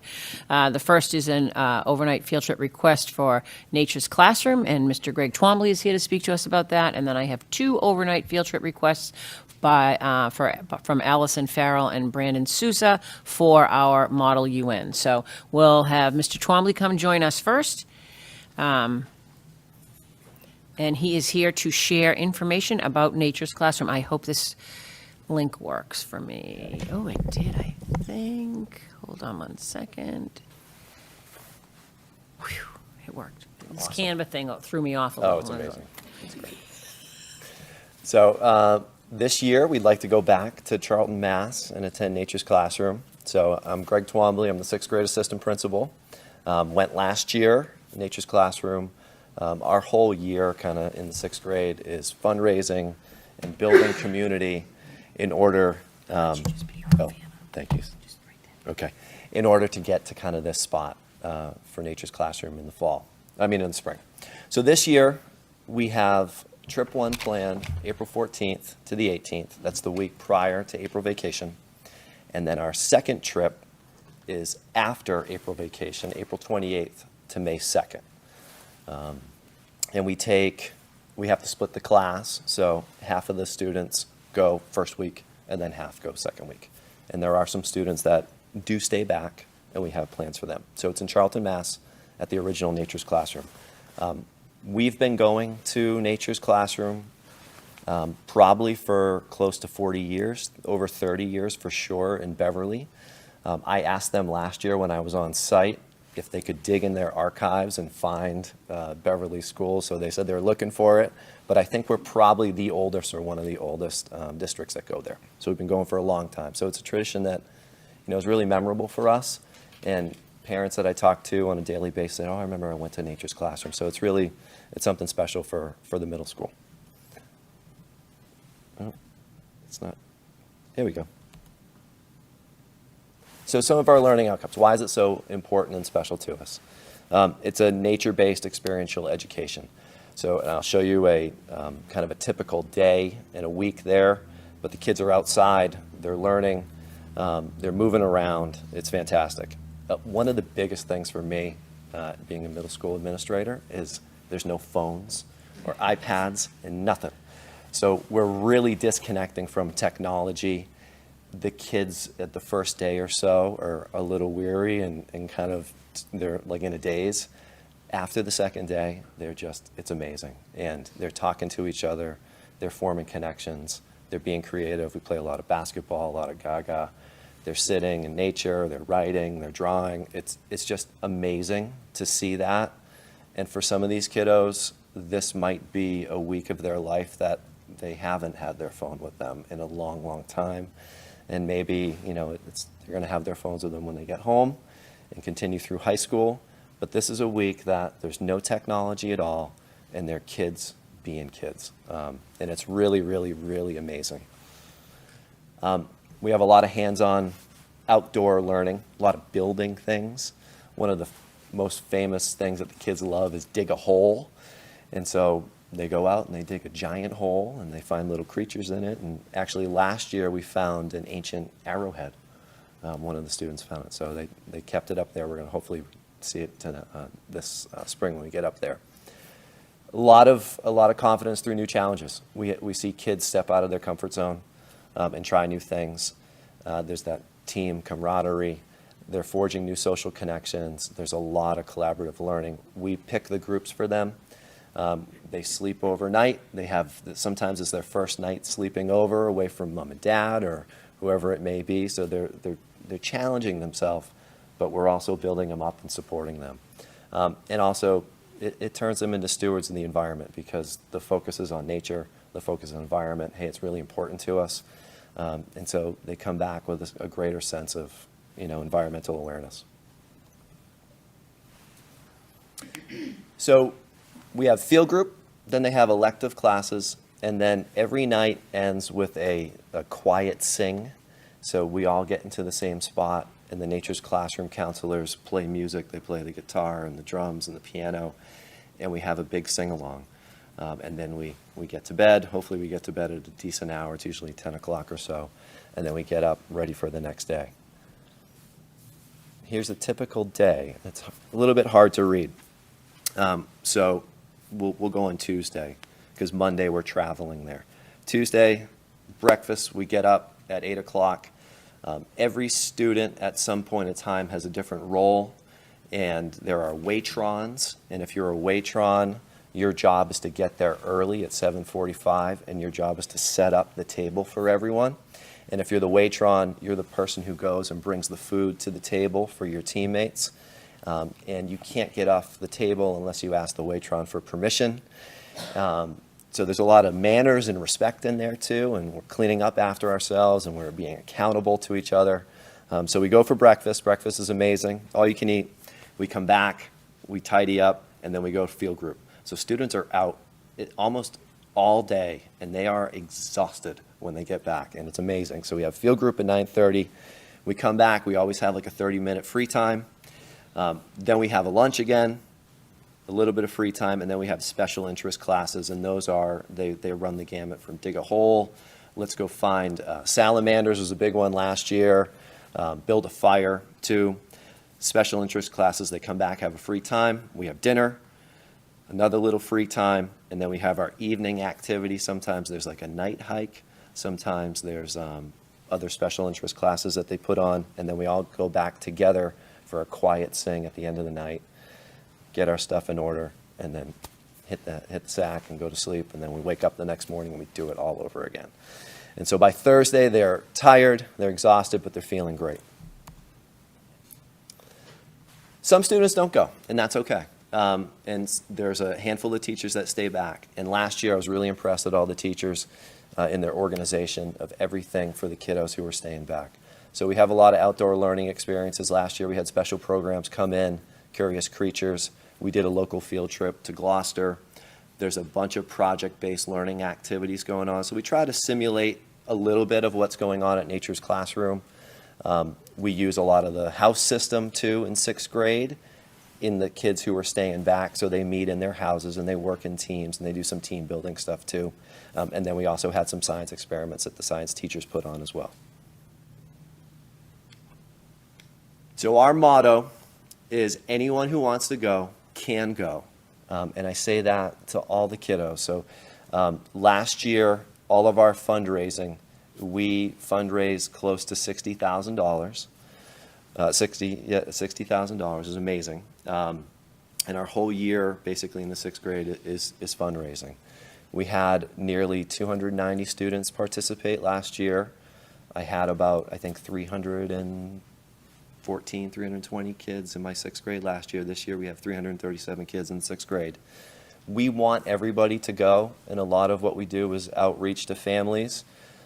If they can't afford it, we tell them, hey, we're going to get you there, and we're going to help. And so anyone who wants to go can go, and that's our motto. We want everyone to experience this.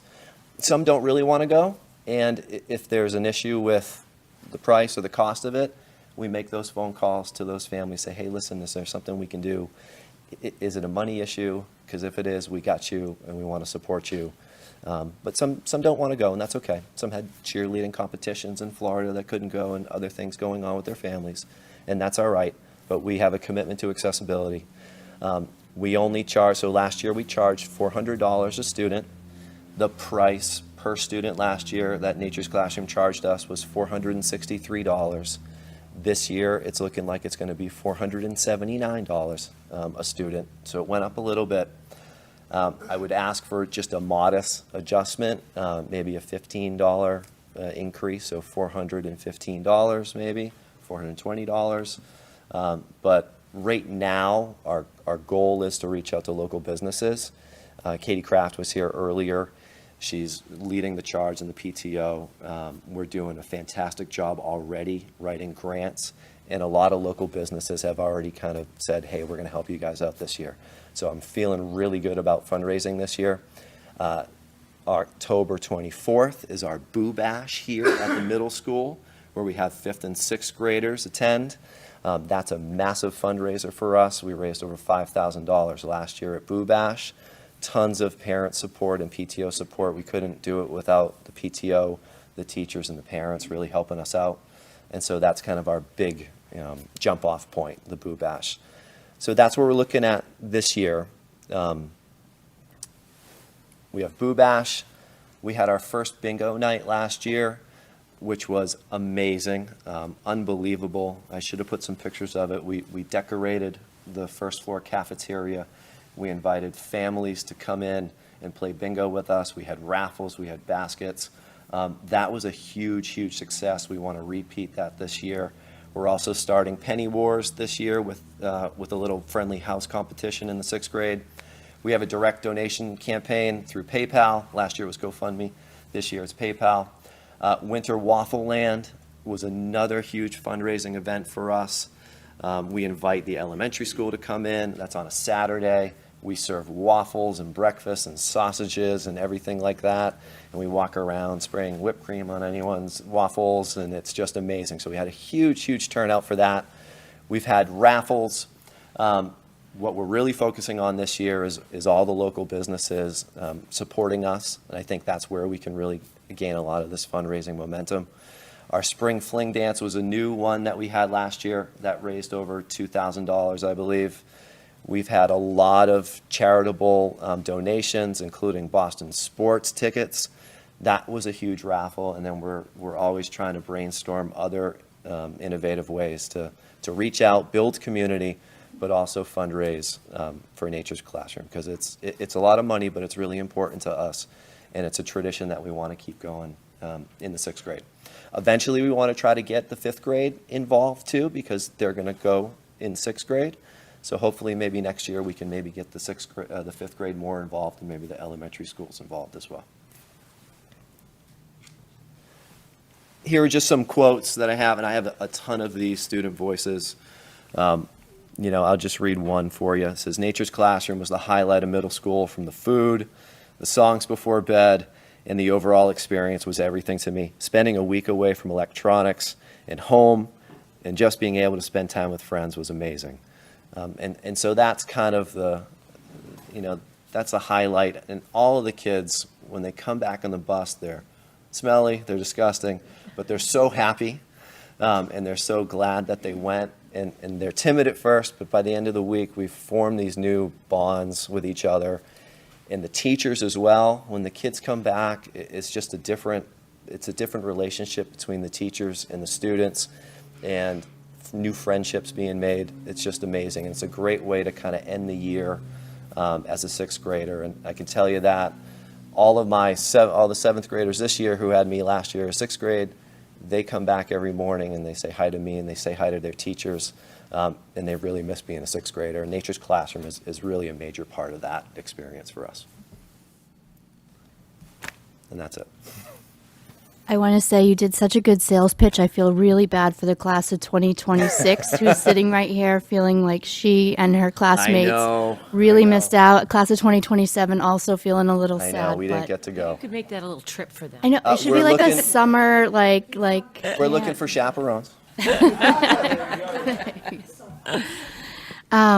So I assume the superintendent recommends this, so I will make a motion gratefully to all of the teachers that make this happen and the administrators. Is there a second? Second. And do we have any questions for Mr. Twombly? Ms. Yes. Robinson? I just have a question about, the cost, is that when you fundraise like 60,000, does that cost go down, or is that? That's the $60,000 for students who can't afford it. Really. Okay. Yep. Or the bubble great. between 479 and Or 415. And Yeah. also we're only charging, last year we only charged 400 and it was 463. So that covers that. Yeah, Yep. Thank you for doing all that. That's amazing. My pleasure. Madam President, Yes, Ms. Visnick? I have two questions. The first is I'm just curious why the switch from GoFundMe to PayPal? I think Katie Kraft will have a better explanation for that, but I think they may have charged more fees for us. So I think PayPal is a little bit more efficient. Okay, and may I ask my second one? You may, Ms. Visnick. Thank you. My second question has to do with the infamous ORT report. Yes. And just to check, it wasn't in your little report there, that we're still doing that, or that Nature's Classroom is still doing that, and whether you foresee the ability to bring any given part of Nature's Classroom back and put it into motion in your school, and specifically around food, the reducing food waste. I think that's my main point. Whether you see the ability to translate any of the lessons that they learned, specifically the lessons around the ORT report, into your school. Yeah, that's a great question. The ORT report is any leftover food gets put in a giant container, and then we look at it, and then the Nature's Classroom counselors talk about food waste, and they talk about importance of composting and recycling and things like that.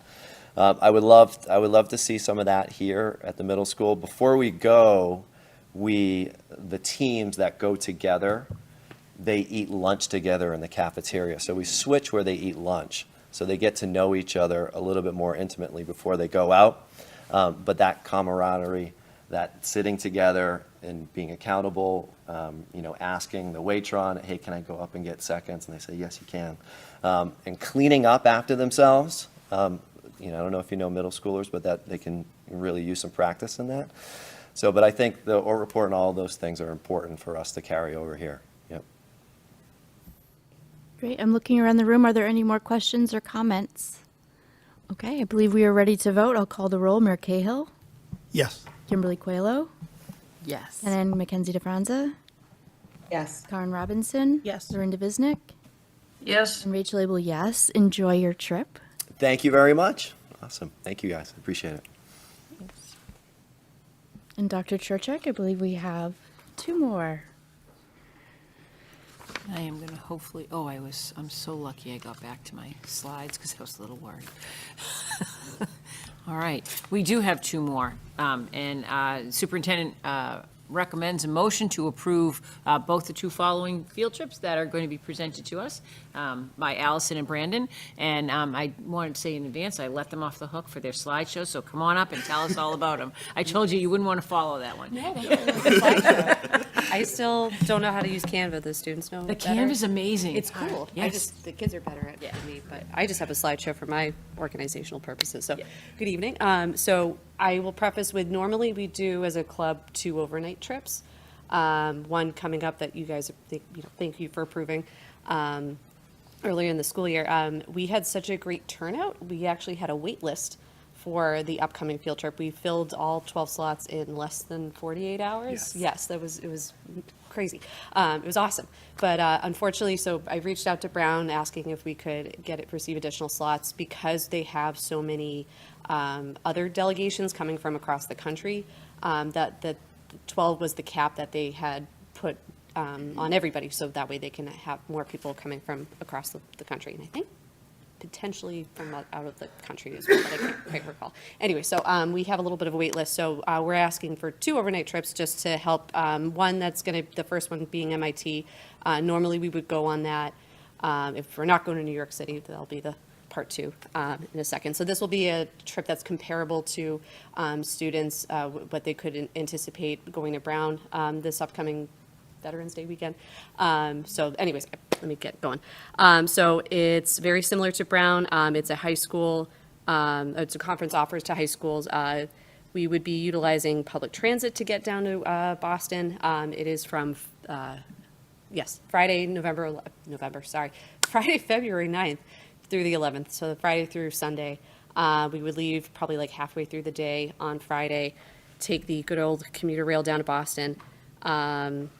So public transit and get to Kendall, MIT, and they have us staying at the Boston Marriott Cambridge. It's about a 5-minute walk from the campus, so it's all very close to, kids don't have to travel too far, especially in February. Who knows what the weather's going to be like.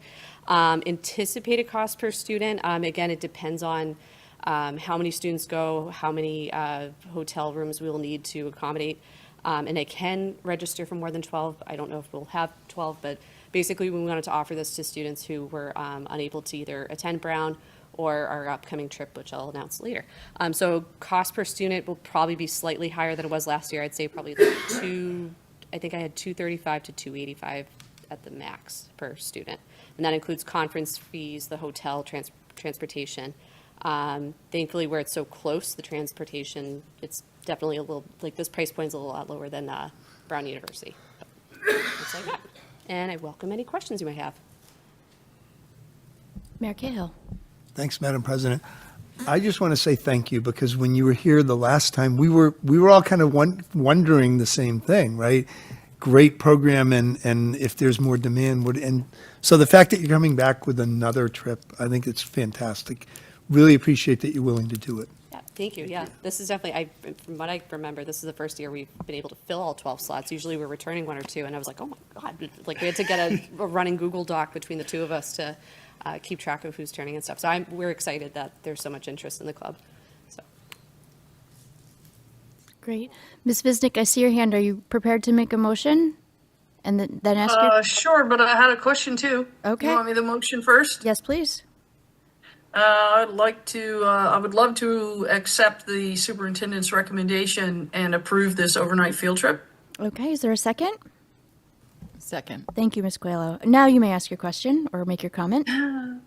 Thanks. I was very curious about, you alluded to the fact that you want to give the children who are on the wait list for the Brown trip someplace else to go. So do you intend on having a prioritized list for this trip that will put those other students first? Yes, yeah, especially where they don't have a limit on how many students I can register, so I can do more than 12 if there is more interest. So I did want to offer those students on the wait list an opportunity to go to this if they choose, if that works with their schedule. Thank you. Are there other questions or comments at the table? Or remotely? Looks like we're ready to vote. Mayor Cahill? Yes. Kimberly Coelho? Yes. Kenna McKenzie DeFranza? Yes. Karen Robinson? Yes. Lauren DeViznik? Yes. Rachel Abel? Yes. Enjoy your trip. Thank you. Thank you. All right, round two. Good evening. I'm Allison Farrell. This is Brandon Souza. Thank you for having us. So this is our next trip. This is the big one we usually do every other year instead of MIT, but we're doing both just to give students that opportunity. So this is the National High School Model United Nations Conference held down in New York City. It runs from Wednesday, March 12th to Saturday, March 15th. So we'll be, again, using public transportation. Actually, I'm hoping, and I was able to price it, Amtrak is cheaper than the bus, which I'm also excited about because I don't like the bus and the traffic. So anyway, National High School Model United Nations Group, that's been around for about over 50 years now.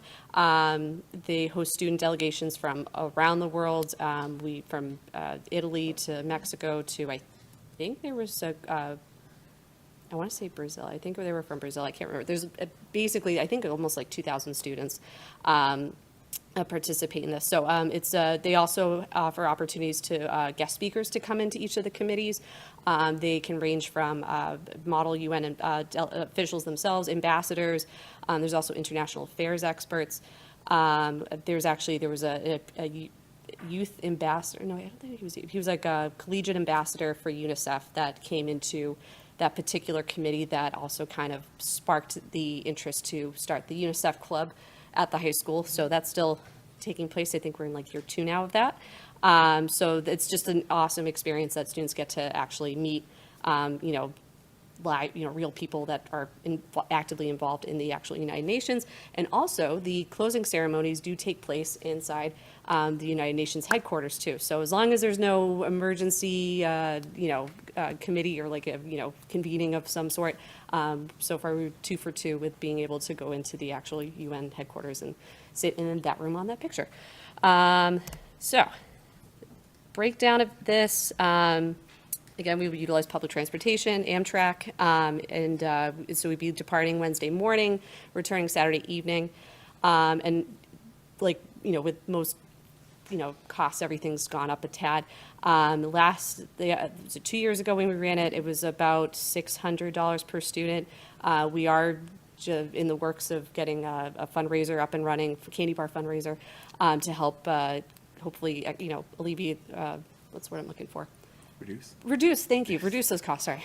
It's been a long day. Reduce those costs. So I'm hoping it could be close to 600 depending again on student interest and how many hotel rooms we would need.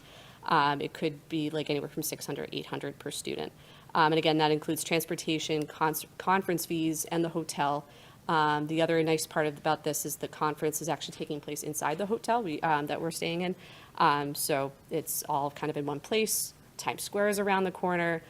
Depending on the schedule, we sometimes are able to go do a little walking. 2 years ago, all the students were on the track team and they wanted to go walking through Central Park, and I had a hard time keeping up, but that's all right. And then also we try to kind of work in, depending on the schedule, a little trip. 2 years ago, I took them to the 9/11 Memorial in the museum. So that was just, especially where they had been born. After 2001, it was just a nice kind of experience that they got to have as well. So I think that's about it. And we welcome any questions that you might have. Sure. So this has the superintendent's recommendation. I'm looking Recommendation. for a motion to approve. Motion to approve. Thank you, Ms. Robinson. Second. Thank you, Mayor Cahill. Do we have any questions or comments on this trip to New York? Mayor Cahill. I just echo thanks again. This is fantastic experience for the students and appreciate you all. Thank you. I have a question, Ms. Abel. Okay, Ms. Visnick. I didn't ask on the last one. I clearly must be slipping here while attending remotely. What's the deal with taking a medical personnel and the chaperone ratios? So I believe it's for overnight trips, it's every 8 students, 1 chaperone per 8 students. And then for medical, I have to double check with the nursing staff. Usually I give them the list, of who's, the roster of who students are going, check in and make sure. Then also for the most part, I think it's on the back of the beep slip that parents fill out, that they have, they have to approve of any medications that the students have to bring, that all is, that all that information is given to us at some point. So it's not like the band trip that takes their own medical personnel, right? One of the chaperones on a band trip is almost always a registered nurse of some type, or a registered medical personnel, but I'm guessing that's just because of the sheer numbers of how many children they take? Yes, and then also it's a only if needed sort of situation. So if we do have that arise, then I'll be in contact with the nursing staff. So can I just jump in? Yeah, so if a particular student had a health need, Jody Elder would work with us and we would identify that. And if it was a requirement for a student to have a full-time nurse with them, we certainly would be working to provide that. And that's typically, done on an individual basis when the group size is small like this. I'm assuming that the conference itself would have medics on staff during the day and all of that stuff. Absolutely, yeah, thank you, sorry. Yeah, that's okay. Right, I didn't really mean it like a single individual child needing that, but rather, I just remember that the band trip was always competition amongst the parents for who was going to get to be the chaperone. And if you had a medical background, that gave you a leg up because they were always happy to have, and I thought it was a requirement at some number of students, right? Not because of one specific student, but rather, okay, we're putting however many, groups of tens of students on buses. We want to be traveling with our own medical personnel. Yeah, It's not a requirement. Yeah, so it's not a requirement. For the size. But yeah, for the particular size, I think we were able to register for 12 students, so it'll be a small-ish group, hopefully. We'll see what interest is there. Are there Thank you. any more questions? We will call the roll. Mayor Cahill. Yes. Kim Coelho. Yes. Ken Mackenzie DeFranza.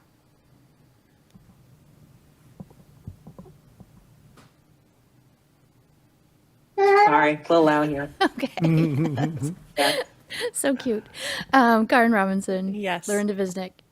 Yes. And Rachel Abel. Yes. Enjoy your trip and thank you. Thank you so much. Have a good night. Thank you. Thank you both.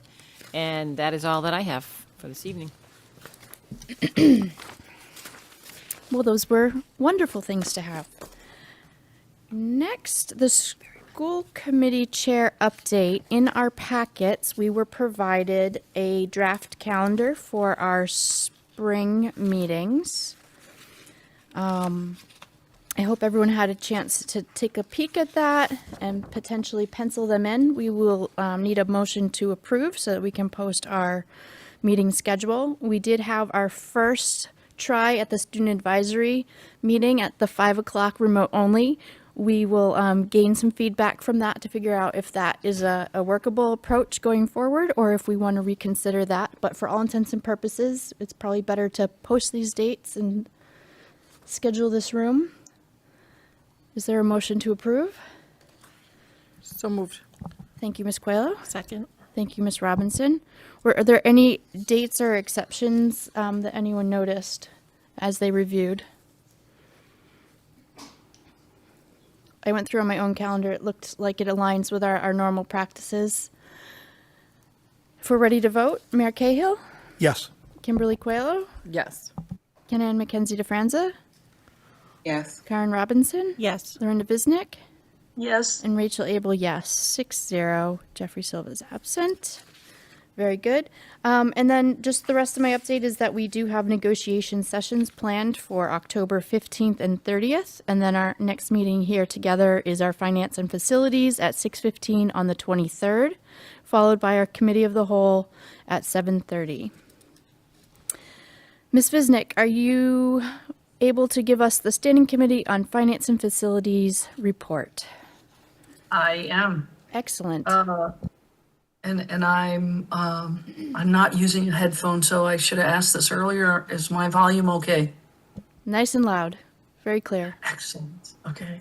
F&F last met on September 25th. We welcomed a new resident representative thanks to CISL. We kind of did a trade. We sent somebody over, we got somebody back. We, as everybody knows, our favorite old ex-bean counter, as I called her, Jean Sherburne, retired, and so we have new administration. This was our first meeting with the new administration, and we sat down, Aaron Brown, Emma Puglisi and I sat down and talked about taking a little bit of a different approach, kind of aligning ourselves a little bit more with CISL and trying to bring in some of the programs that we're spending money on to highlight what's happening with the money. And so we're going to try that. And so this past meeting that we had, we heard about the focus on belonging. And that was for anybody who heard about the opening of schools. The school system did some professional development around that sense of belonging. And so we're going to try to focus on some of our other investments where we spend our money, where we tie back to that district goal of making all of our children feel a sense of belonging. There's some evidence that, a lot of evidence actually, that shows that there are way better outcomes when we all feel a sense of belonging. So to that end, we heard about the new playground equipment at Ayers, which was funded by some ESSER money and some PTO raised funds, and then named after our wonderful longtime maintenance man at Ayers, Robert King. And I'll remind everybody, we have a naming policy, and we had at the end of last year been asked to name that playground after that gentleman, and that passed from the committee of the whole. And so we're now actually seeing the playground up and running, and the naming happened. We reviewed updates on the Playful Learning, which if you were on this call earlier tonight, you heard more updates about Playful Learning in the CISL meeting. We talked about the grant money that funded some outdoor equipment at some of the various schools. Then we had Miss Caitlin Beleza join us, and we talked about the change from English language learners, EL to ML, multi-language, and doing that to, we did not vote. It's not a change of a position. We just kind of changed her title. We're changing the name of the program in the school district to more accurately represent our school population and to align with DESE. And so DESE's terminology now is ML, and so ours is as well. You'll continue to see the initials EL and ELL in various places. And the focus is on different cultures and languages in order to build a sense of belonging for all of our students. Okay, then we returned to our normal nerd bean counting selves and did some business, and a lot of that business is coming forward this evening. So I have to look on my other monitor to, actually, Ms. Abel, can you put back up the agenda so I can read all the motions? Because we accepted and are bringing forward a whole bunch of motions out of that meeting for the committee of the whole. Yeah, I don't have the agenda on my computer. I have a hard copy in front of me. Okay, I have okay. Dr. Churachek will bring it up, but the first item is policy DJE, the procurement requirement. This is the second reading and vote to change the name of our Director of Finance. And I'll remind everybody one last time, this policy has to name a person because our charter says the mayor gets to name a person to whom he is bequeathing the right to make purchases. So we had to change that policy from Jean to Miss Emma. And so Standing Committee on F&F recommends acceptance of this policy, DJE. Tonight is the second reading of that, and so it's our second recommendation. I would like to make that motion that we accept this policy as updated. Second. Thank you, Ms. Visnick. Thank you, Ms. Robinson. Is there any final discussion? I will call the roll. Mayor Cahill, Yes. Kimberly Coelho, Yes. Ken-Ann McKenzie DeFranza, Yes. Karen Robinson. Yes. Lorinda Visnick, Yes. Rachel Abel, 6-0. Fantastic. Standing Committee on Finance and Facilities recommends approval of, should have been in your packet. Hopefully you all looked at it because, well, we always just, who would say no to money? That's one of my favorite mottos. The approval of the attached July and August gifts to schools totaling $10,930.15. I'm making that motion that we accept that money. Second. Thank you, Ms. Visnick. Thank you, Ms. Coelho. With gratitude, Mayor Cahill, Yes. Kimberly Coelho, Yes. Ken-Ann McKenzie DeFranza, Yes. Karen Robinson. Yes. Lorinda Visnick, Yes. Rachel Abel, yes, 6-0. Standing Committee on Finance and Facilities recommends the approval of two budget transfers that were in your packets, number 2263 and number 2295. That is my motion. I'll second the motion. Thank you. Sure. And I think we covered this. These are cleaning up the last little bits of transfers from the prior. Yep. Okay. Just want to make sure I remembered. Call the roll. Mayor Cahill, Yes. Kimberly Coelho, Yes. Ken-Ann McKenzie DeFranza, Yes. Karen Robinson. Yes. Lorinda Visnick, Yes. Rachel Abel, 6-0. Fantastic. Standing Committee on Finance and Facilities recommends the approval of the attached grants totaling $2,260,634. Second. Thank you, Ms. Visnick. Thank you, Ms. Coelho. Call the roll. Mayor Cahill, Yes. Kimberly Coelho, Yes. Ken-Ann McKenzie DeFranza, Yes. Karen Robinson. Yes. Lorinda Visnick, Yes. Rachel Abel, yes, 6-0. All right, for these next two, I'll just give a little intro.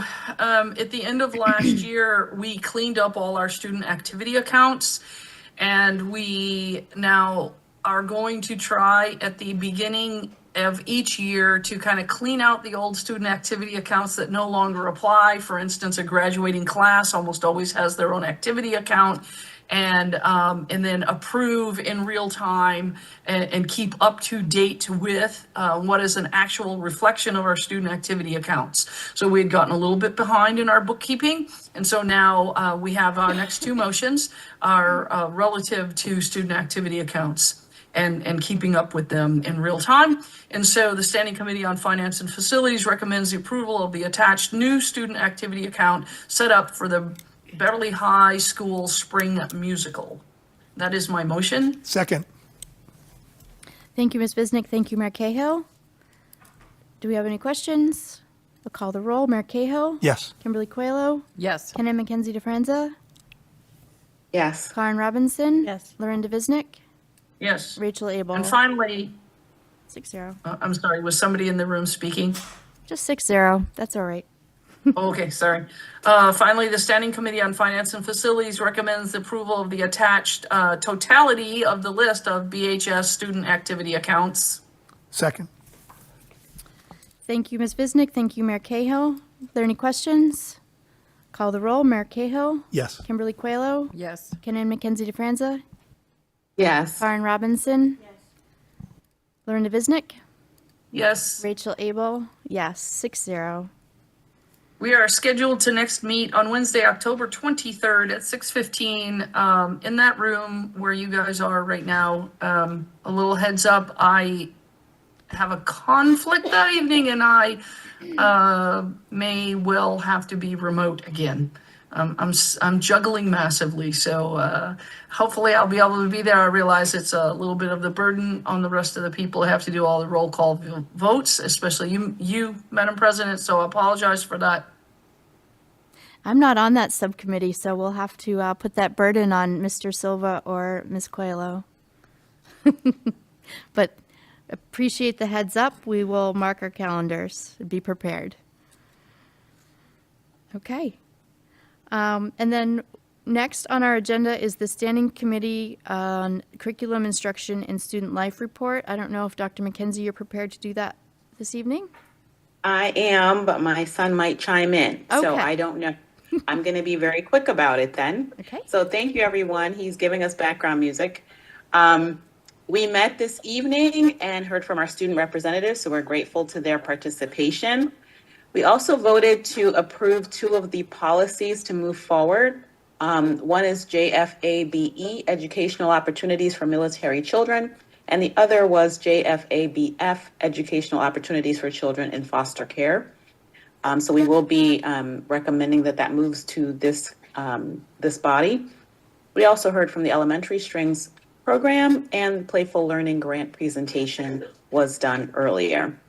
So in terms of protocol, I want to make sure I understand now what we need to do to move the policies forward that the committee voted to recommend.